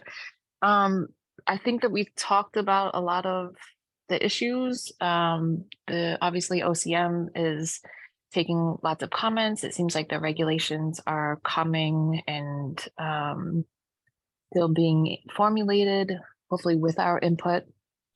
So we did have, I think, about 2 meetings. Project Renewal reported on, how this would affect their clientele. The applicants also reported on, thanks everybody. The applicants also reported on, it from their vantage point. And if anybody has any specific questions, I can answer those. But I think it's especially from the resolution, a lot of the issues are clear. Just a follow-up, I want to think. I know I chaired the actual meeting or ran the meeting, for lack of a better phrase, a couple of weeks ago. Heidi is the chair of that task force in the interim. David Crane, you have your hand up. Before I go to you, just Larissa, you're going to have to pull that resolution up at some point in case there's any amendments that need to be made to it. This is the actual Gotham Card applicant that came in, and you've heard Project Renewal during the public session. I'll talk a little bit about it. They would be, I guess, directly affected by this applicant opening up. I believe the task force voted yes to support the licensee, but at a different location. I think that's the end game on all of that. David Crane, go right ahead. Yeah, I do want to amend it. It's to strengthen it. These are ideas that Susan put out afterwards to a small group, including me. So Larissa, I believe you have that marked up amendment. You can bring that up. So Paul's correct. The resolution is essentially, maybe it's long-winded, but it is, we approve of doing this, but don't do it at this location. And the whole thing about being more than 500 feet from a substance use disorder treatment or recovery facility, and actually the Project Renewal is both, is in there. So anyway, did it go away, Larissa? Yeah. Is this the Word doc with the changes? It's just a few whereases and a few phrases that are being proposed to be added. I'm pretty sure that if anybody who supports the general thrust of it was going to probably support these. Yeah, so it's adding this phrase here about these men in treatment are the same population that is being prioritized as to members of communities who have been disproportionately impacted by the policies of cannabis prohibition. The second one down there in the next whereas is adding Project Renewal also testified that some of the men in their 60-bed treatment program have been released on parole with stipulations that they may not use cannabis and can be returned to prison if found in violation. And then after that, it's just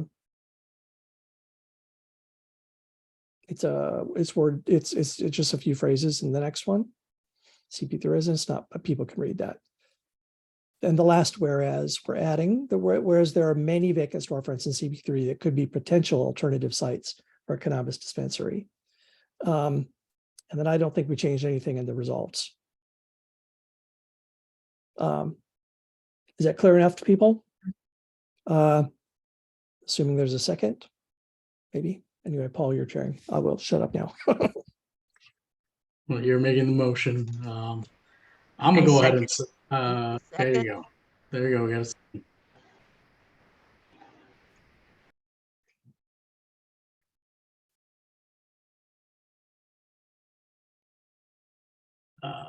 Okay, Jake Gold, go ahead. You have your hand up. Go ahead. I'm sorry, this is technical. The second paragraph that begins, whereas the directors of the substance use disorder treatment, my understanding is that substance use, absent some pretty specific circumstances, cannot result in reincarceration for someone on parole. I wouldn't take that as legal advice, but that's my understanding of or at least, sorry. Can I answer Whenever, that? yes, go ahead, Susan. We discussed this very thoroughly, and even the applicant's lawyer at the meeting admitted this is true. As a general case, it's not true, but if there's stipulations, then it is true. And what this is a case of one law not catching up with another law. There is movement already in the state Senate to pass another law, so this will no longer be true. But at the moment, it is true for the men in this living there now. I see. Thank you. Retracted. Thank you. Well, thank you, Jay. Daniel, go ahead. Tina.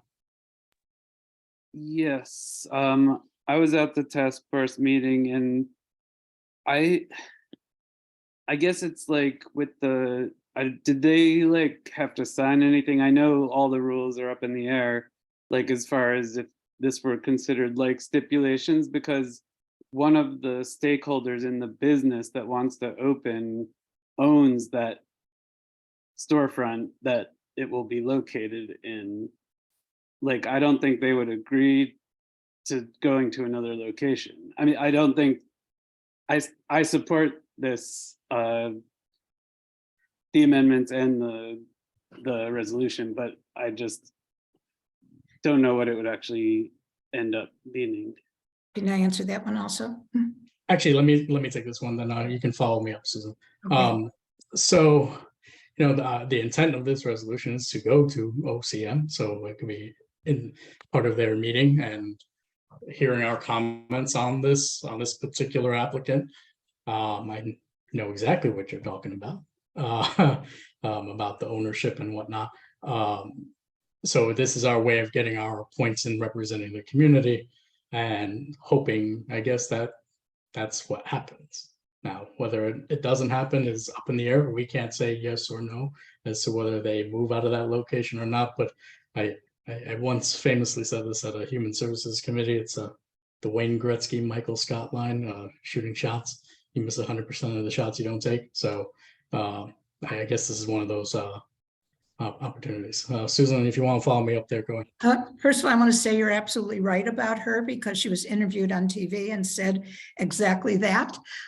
We don't expect anything from her. This is, as Paul said, absolutely up to the OCM, but Paul and I have discussed this issue for hours, very specifically with OCM. They already have our draft resolution, and they seem very open to understanding what we're saying. And I just want to also add one thing. They commented, the intergov person commented to me afterward that she thought all the comments at the task force meeting were really excellent, that we should put them in the comments. And she thought people were being very thoughtful, you know, so at least some people there are really listening.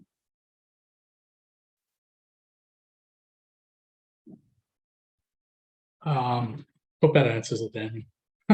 Okay. All right. Thumbs up there. All right. Okay.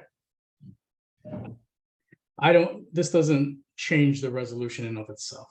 This is just adding some bullet points that were from the important points from the meeting that we did not put in. So any other questions?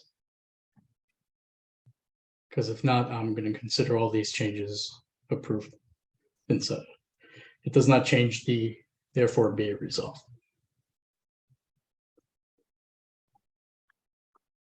All right, it's going to be approved as amended.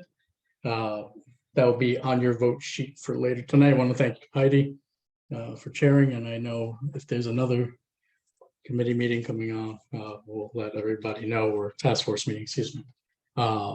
Members of the task force are listed on the website, and we'll go from there. All right, thank you everyone on that. Let me go to our next committee report. Thank you, Heidi, and congratulations on the little one. Parks, Trevor, go right ahead. Yes, we did meet and we had two resolutions. One was to support the Manhattan Borough's president resolution on adding 7 million trees to New York City, which we all supported.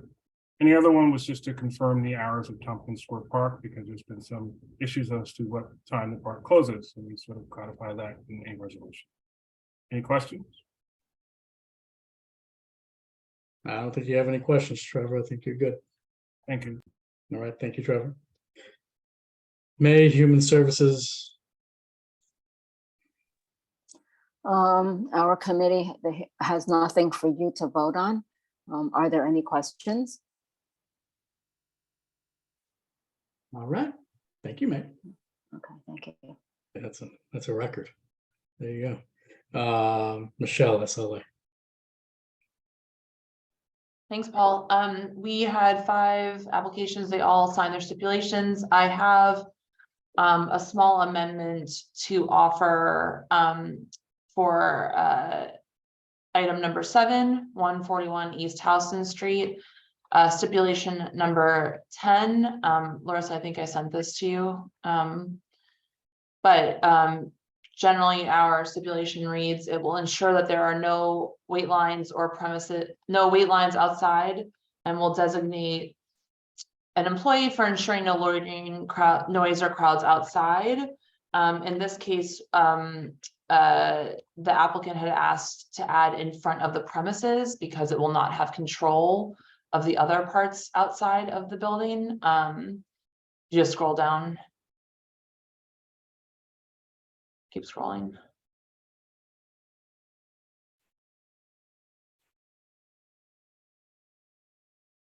Keep going.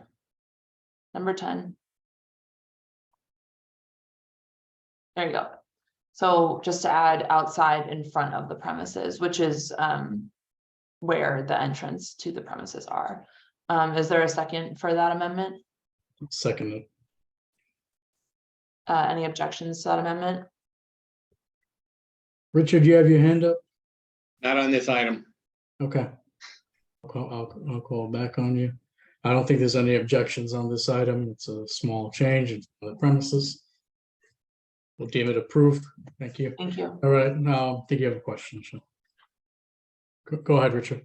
Michelle, do you have any comments on the statements made by the East First Street Block Association back in public session? No.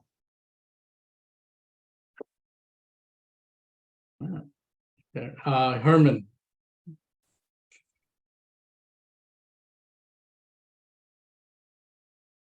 I would like to make a motion to table item number 2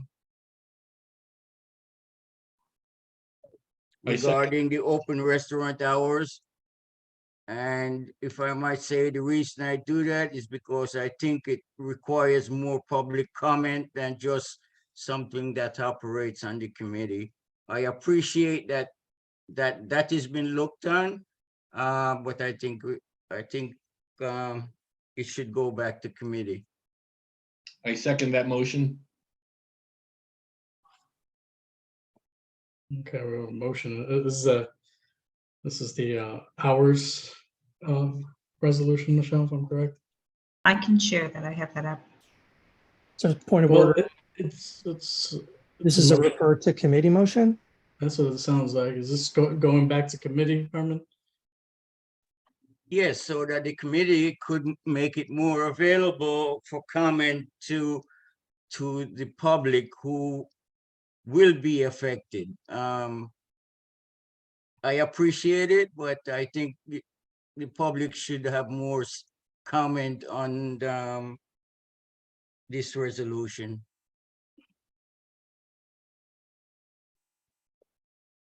A second on that motion. I'm confused. What other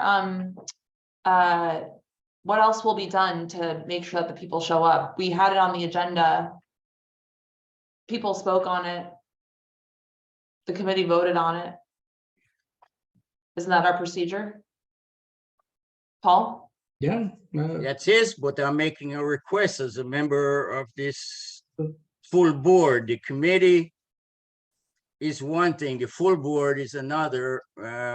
That's the final arbiter of resolutions from committee. So I'm asking The that. motion is to send this back to the committee. even though it was already put on the agenda once, and whoever came out for it came out for it.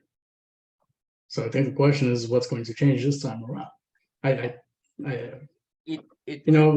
We'll keep going. Susan, you have your hand up. Go ahead. That's my question also. It was number 2 on the agenda. It very clearly said it was about hours. So I don't understand what we're gonna do differently.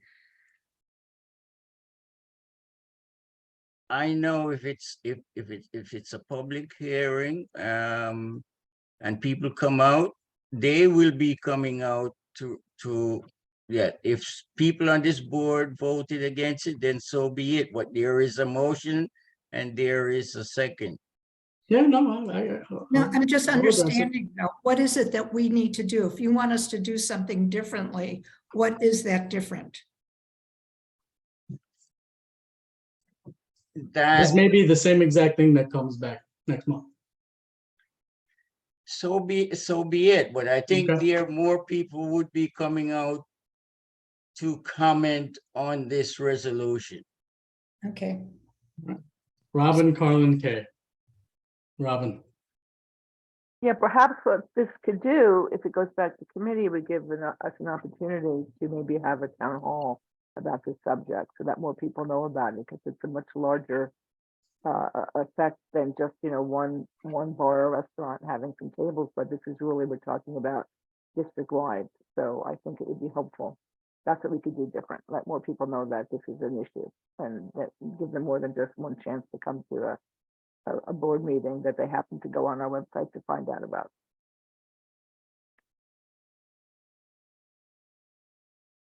Okay, thank you, Robin. Carlin. Yeah, that's what I picked up from what Herman's trying to say, that for CB3 to hold a separate town hall and have this widely publicized so the whole district would know.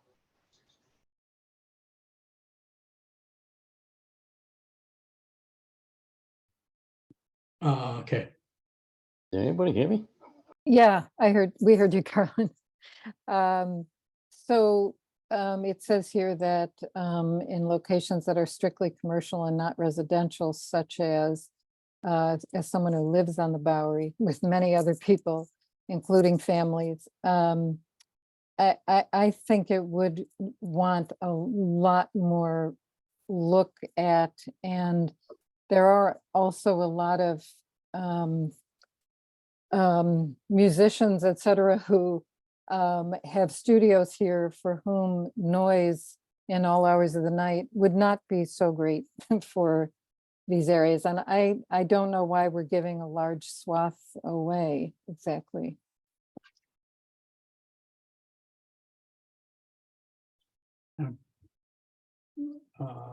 Carlin's hand was up from before. I'm gonna close the debate. The motion's to go back to committee. So, Paul, can I just speak before that as the chair of the sure. committee?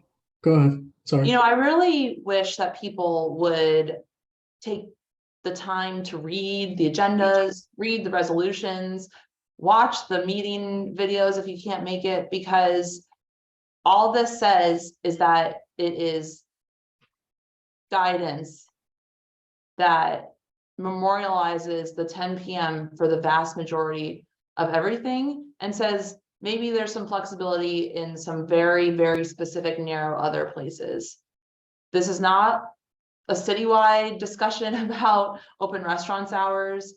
In fact, I mentioned in December that we were going to be discussing this in January.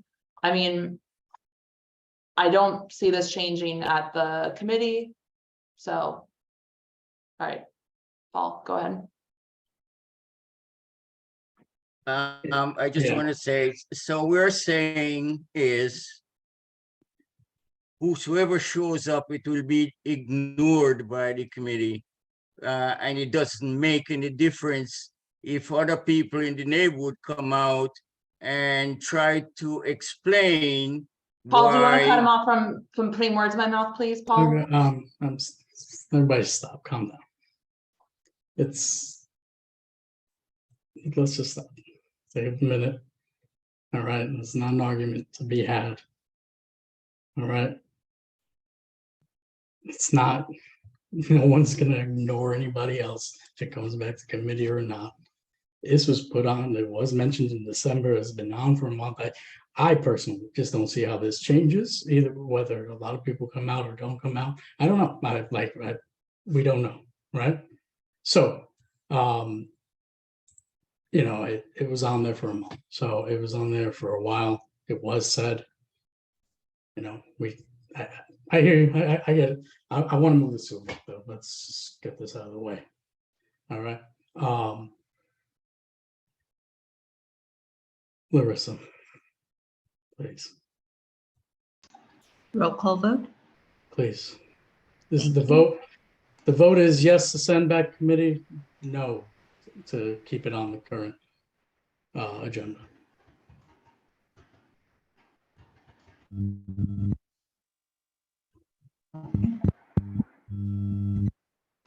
David Adams.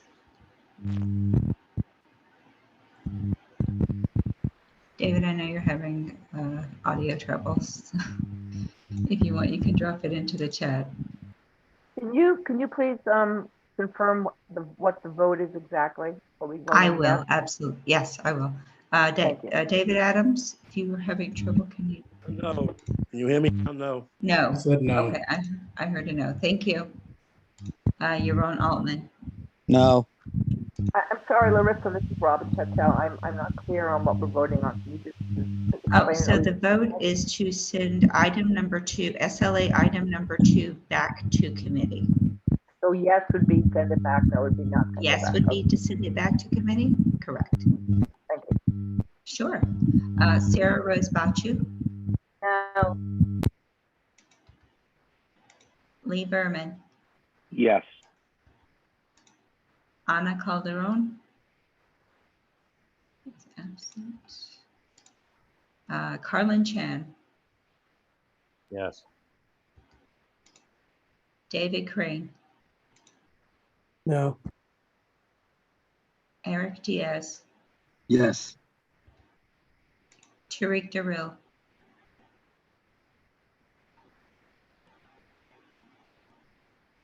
Yes. Alistair Economacus, Yes. Jamie Thumber, No.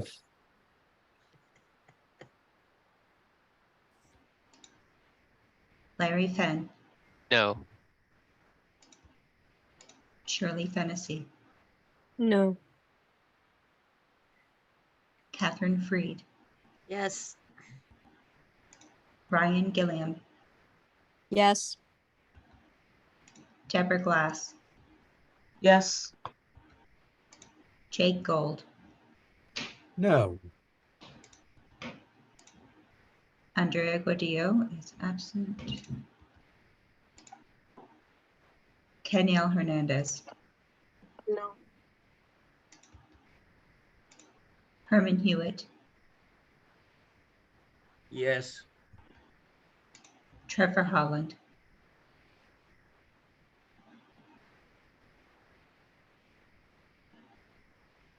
Trevor Holland,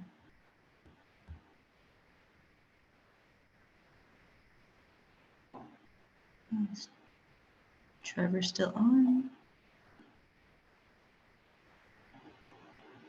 Come I'll back come to back. him. I'll come back to Trevor. Valentina Jones. Valentina Jones. I'll come back. Jeanette Kim. She's absent. Sorry. Michelle Cooper Smith. No. Mei Lee. Mei Lee. No. Wendy Lee. Okay, Wendy Lee, one more time. No, sorry about that. No worries. Okay, Amanda Liu. No. David Louie.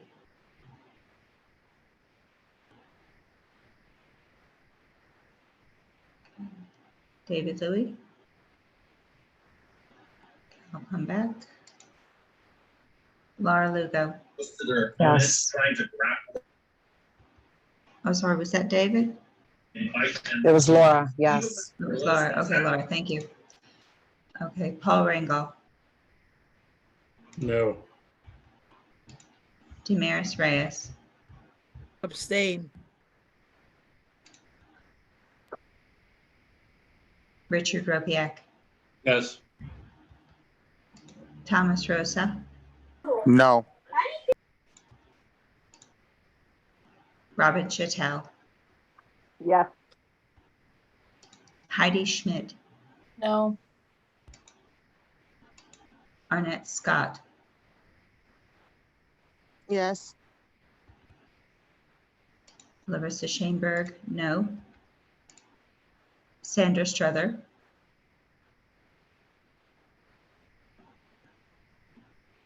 Sandra? We'll come back. Daniel Tano, Yes. Josephine Velez, I apologize. I stepped away a moment. Can you please tell me what what we're voting on? So the vote is to, if you vote yes, you're voting to send SLA item number 2 back to committee. Which is the one that we've been discussing? Yes, ma'am. Okay, I vote yes. Troy Velez, Yes. Rodney Washington, No. Joshua Waterman, No. Kathleen Webster, Yes. Jackie Wong is absent, and July Yang. Yes. Okay, Paul, it's extremely close. We have some people who did not vote. I want to Call them back to- out, please. Yes, call them back out just to make sure we cover everyone. Let's see. I do not have a response from Trevor Holland. Is Trevor still on, or he can drop his information in the chat? So, All right, next. okay, I'll mark him as absent Mhm. on that one. I Valentina see, Jones. I see Trevor signed on. Oh, but Yes, he he's is signed muted. on, but he's not he is signed responding. up. Next. He's not Okay. responding. Valentina Jones. I do not see Valentina Jones either. Oh. Now marker absent. And we had one more, David Louis. Yes. Yes. I think that was all. Let me just double check All that right, I've count. got it. Oh, no, we have one more, Sandra Struther.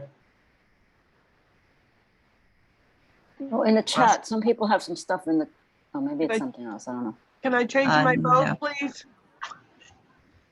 This is Josephine. Can I change my vote to no, please? Josephine changing to a no. Okay, Yes, hi, it's Alistair Economacus. Can I change mine to a no too? Economacus to a no. Thanks. Thank you. Okay, David Louis was the last one I did not hear from. Okay. I just said yes. Oh, David Louise, yes. Okay, thank you, David. Bear with me 1 second while I update that. Oh, I do have you, sorry. Who did I not have? I think that was everyone. Okay, the totals are yes, 17, no, 21, and we have 1 abstention and 7 absent from the vote. Yep. That motion does not carry. It stays on the current agenda. We'll go to SLA next month. All right. Is there anything else for SLA? No? Okay. Jake Gold, land use. Hey, everyone. We had a very interesting presentation on the NYCHA Preservation Trust, but nothing for you to vote on. I'll take your questions if you have any. Hopefully nothing about the Preservation Trust. You should just watch the video. Thank you, Jake. I don't see any hands up. Transportation. Yeah, so we have those 4 motions. Each of them is a bus stop application. Are there any questions about them?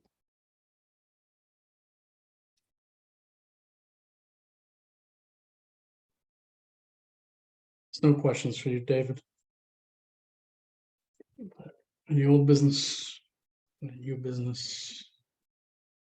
Let's go with the final roll call vote with all the resolutions as amended. Go ahead, Larissa.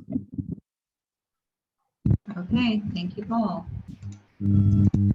Okay, David Adams. Sorry, David? Yes. Thank you. Yaron Altman. Yes. President not voting, transportation 3, 4, 5, 6. I work for DOT. 3, 4, 5, 6. Yep. Thank you. Thank you. Okay, Sarah Rose Batu. Yes. Lee Berman. Yes, except no on SLA items 2, 6, and 7. Thank you. 2, 6, 7. Thank you. Anna Calderon is absent. Carlin Chan. Yes. David Crane. Yes. Eric Diaz. I apologize. We're voting to adjourn? Yes, we are.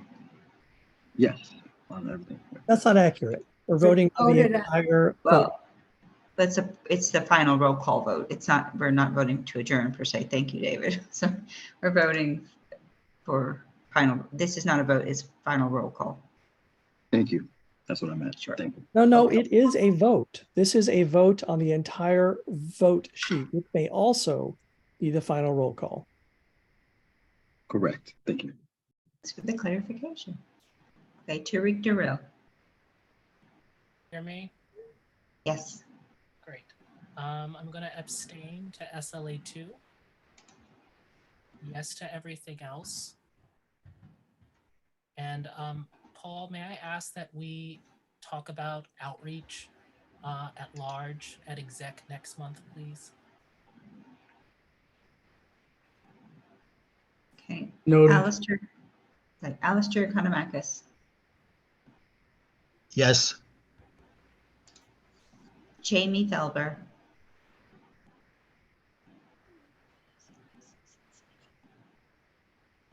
Okay, Jamie Felber. Absent. Larry Fenn. Yes. Shirley Fennessy.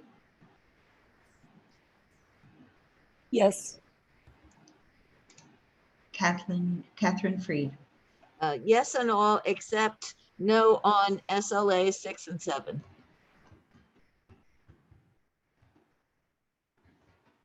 Thank you. 6 and 7. Ryan Gilliam. Yes. Deborah Glass. Yes on everything except no on SLA 2 and SLA 7. Thank you. 2 and 7. Jake Gold. Yes, abstain on cannabis control task force number 2.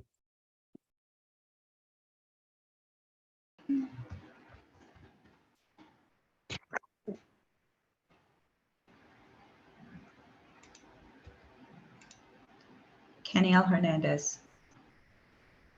Yes. Herman Hewitt.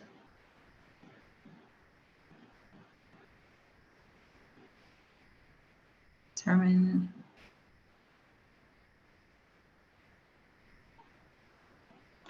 You calling Herman? Yes, I am. How are you, Herman? Okay, so yes on everything except I abstain on cannabis and no on SLA2. I abstain cannabis, no SLA2. Thank you. Yeah, I'm a non-smoker. I don't like smoking. Okay, Valentina Jones. Yes. Jeanette Kay is absent. Michelle Coopersmith.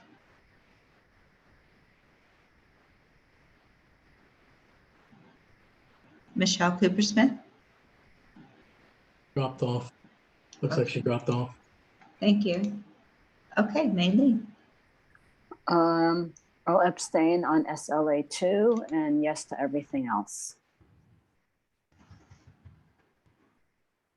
Thank you. Wendy Lee. On everything. Thank you.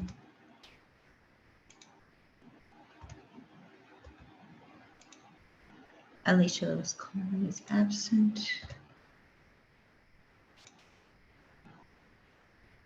Amanda Liu. Yes. David Louie. Yes. Laura Lugo. Hi, it's no to exec task force and SLA 2 and 6. No to task force. Correct. And SLA 6. 2 and 6. 2 and 6. Thank you. Paul Rangel. Yes, all.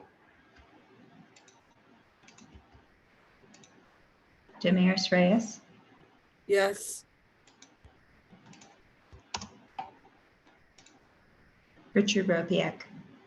No on SLA2, yes on everything else. No SLA 2. Thomas Rosa.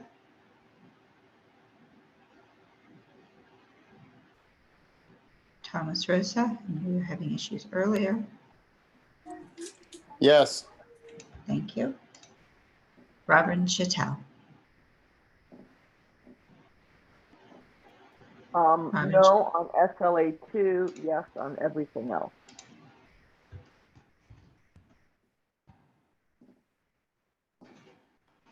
Eddie Schmidt.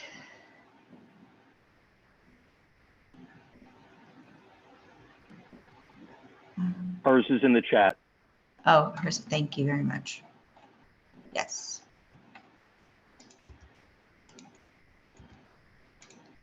Arnett Scott. Yes on everything except SLA2. Thank you. SLA 2. Larissa Shainberg, yes. Sandra Strother.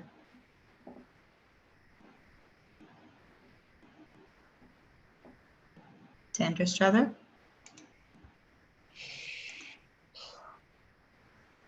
Daniel Tano. Present not voting on Parks 5 and 6. No SLA 2. Yes, everything else. That present non-vote is because you work for Parks, correct, Daniel? Oh yeah, I thought I said that. I work for Parks, yes. Thank you. Josephine Velez.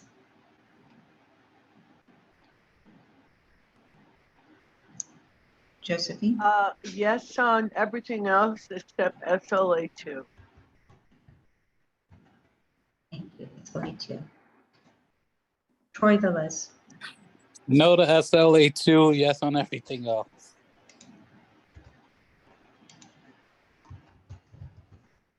Thank you. Rodney Washington. No on cannabis, yes on everything else. No on cannabis. Thank you. Joshua Waterman. Abstain on cannabis, yes to everything else. Abstain on cannabis. Thank Kathleen Webster, pardon me. Yes to everything, but no to SLA 2.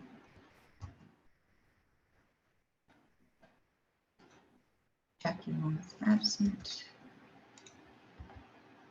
And July Yang. Yes. That concludes roll call. Thank you, everyone. Larissa, Hi, this is Lee Larissa. Berman. I Oh, want to make Lee. that change. Yeah, I need Oh, to change. Sure. Bear with me one second. Let me get back to your name. Okay, go ahead. What's your change? It's no on cannabis item number 2. Thank you. Also no on cannabis too. Okay, so I have you as no cannabis number 2, SLA 2, 6, and 7. Correct. Thanks so much. Thank you. Hi, Larissa. Sorry, I missed a vote. I put it in the chat, but yes to all Okay. and to adjourn. Sorry. Thank you, Trevor. Okay, I updated you. Thank you so much. Right. That's gonna be our meeting for tonight. Larissa, you'll send me everything tonight? I certainly will. Thank you. With Thank the you, track Larissa. I'll accept all the track changes and make the changes to the other, to the cannabis, and it'll be sent to you tonight. Absolutely. Thank you. Sure. Okay, thank you, everyone. We're adjourned. Good night. Good night. Good Good night, evening, everyone. everyone.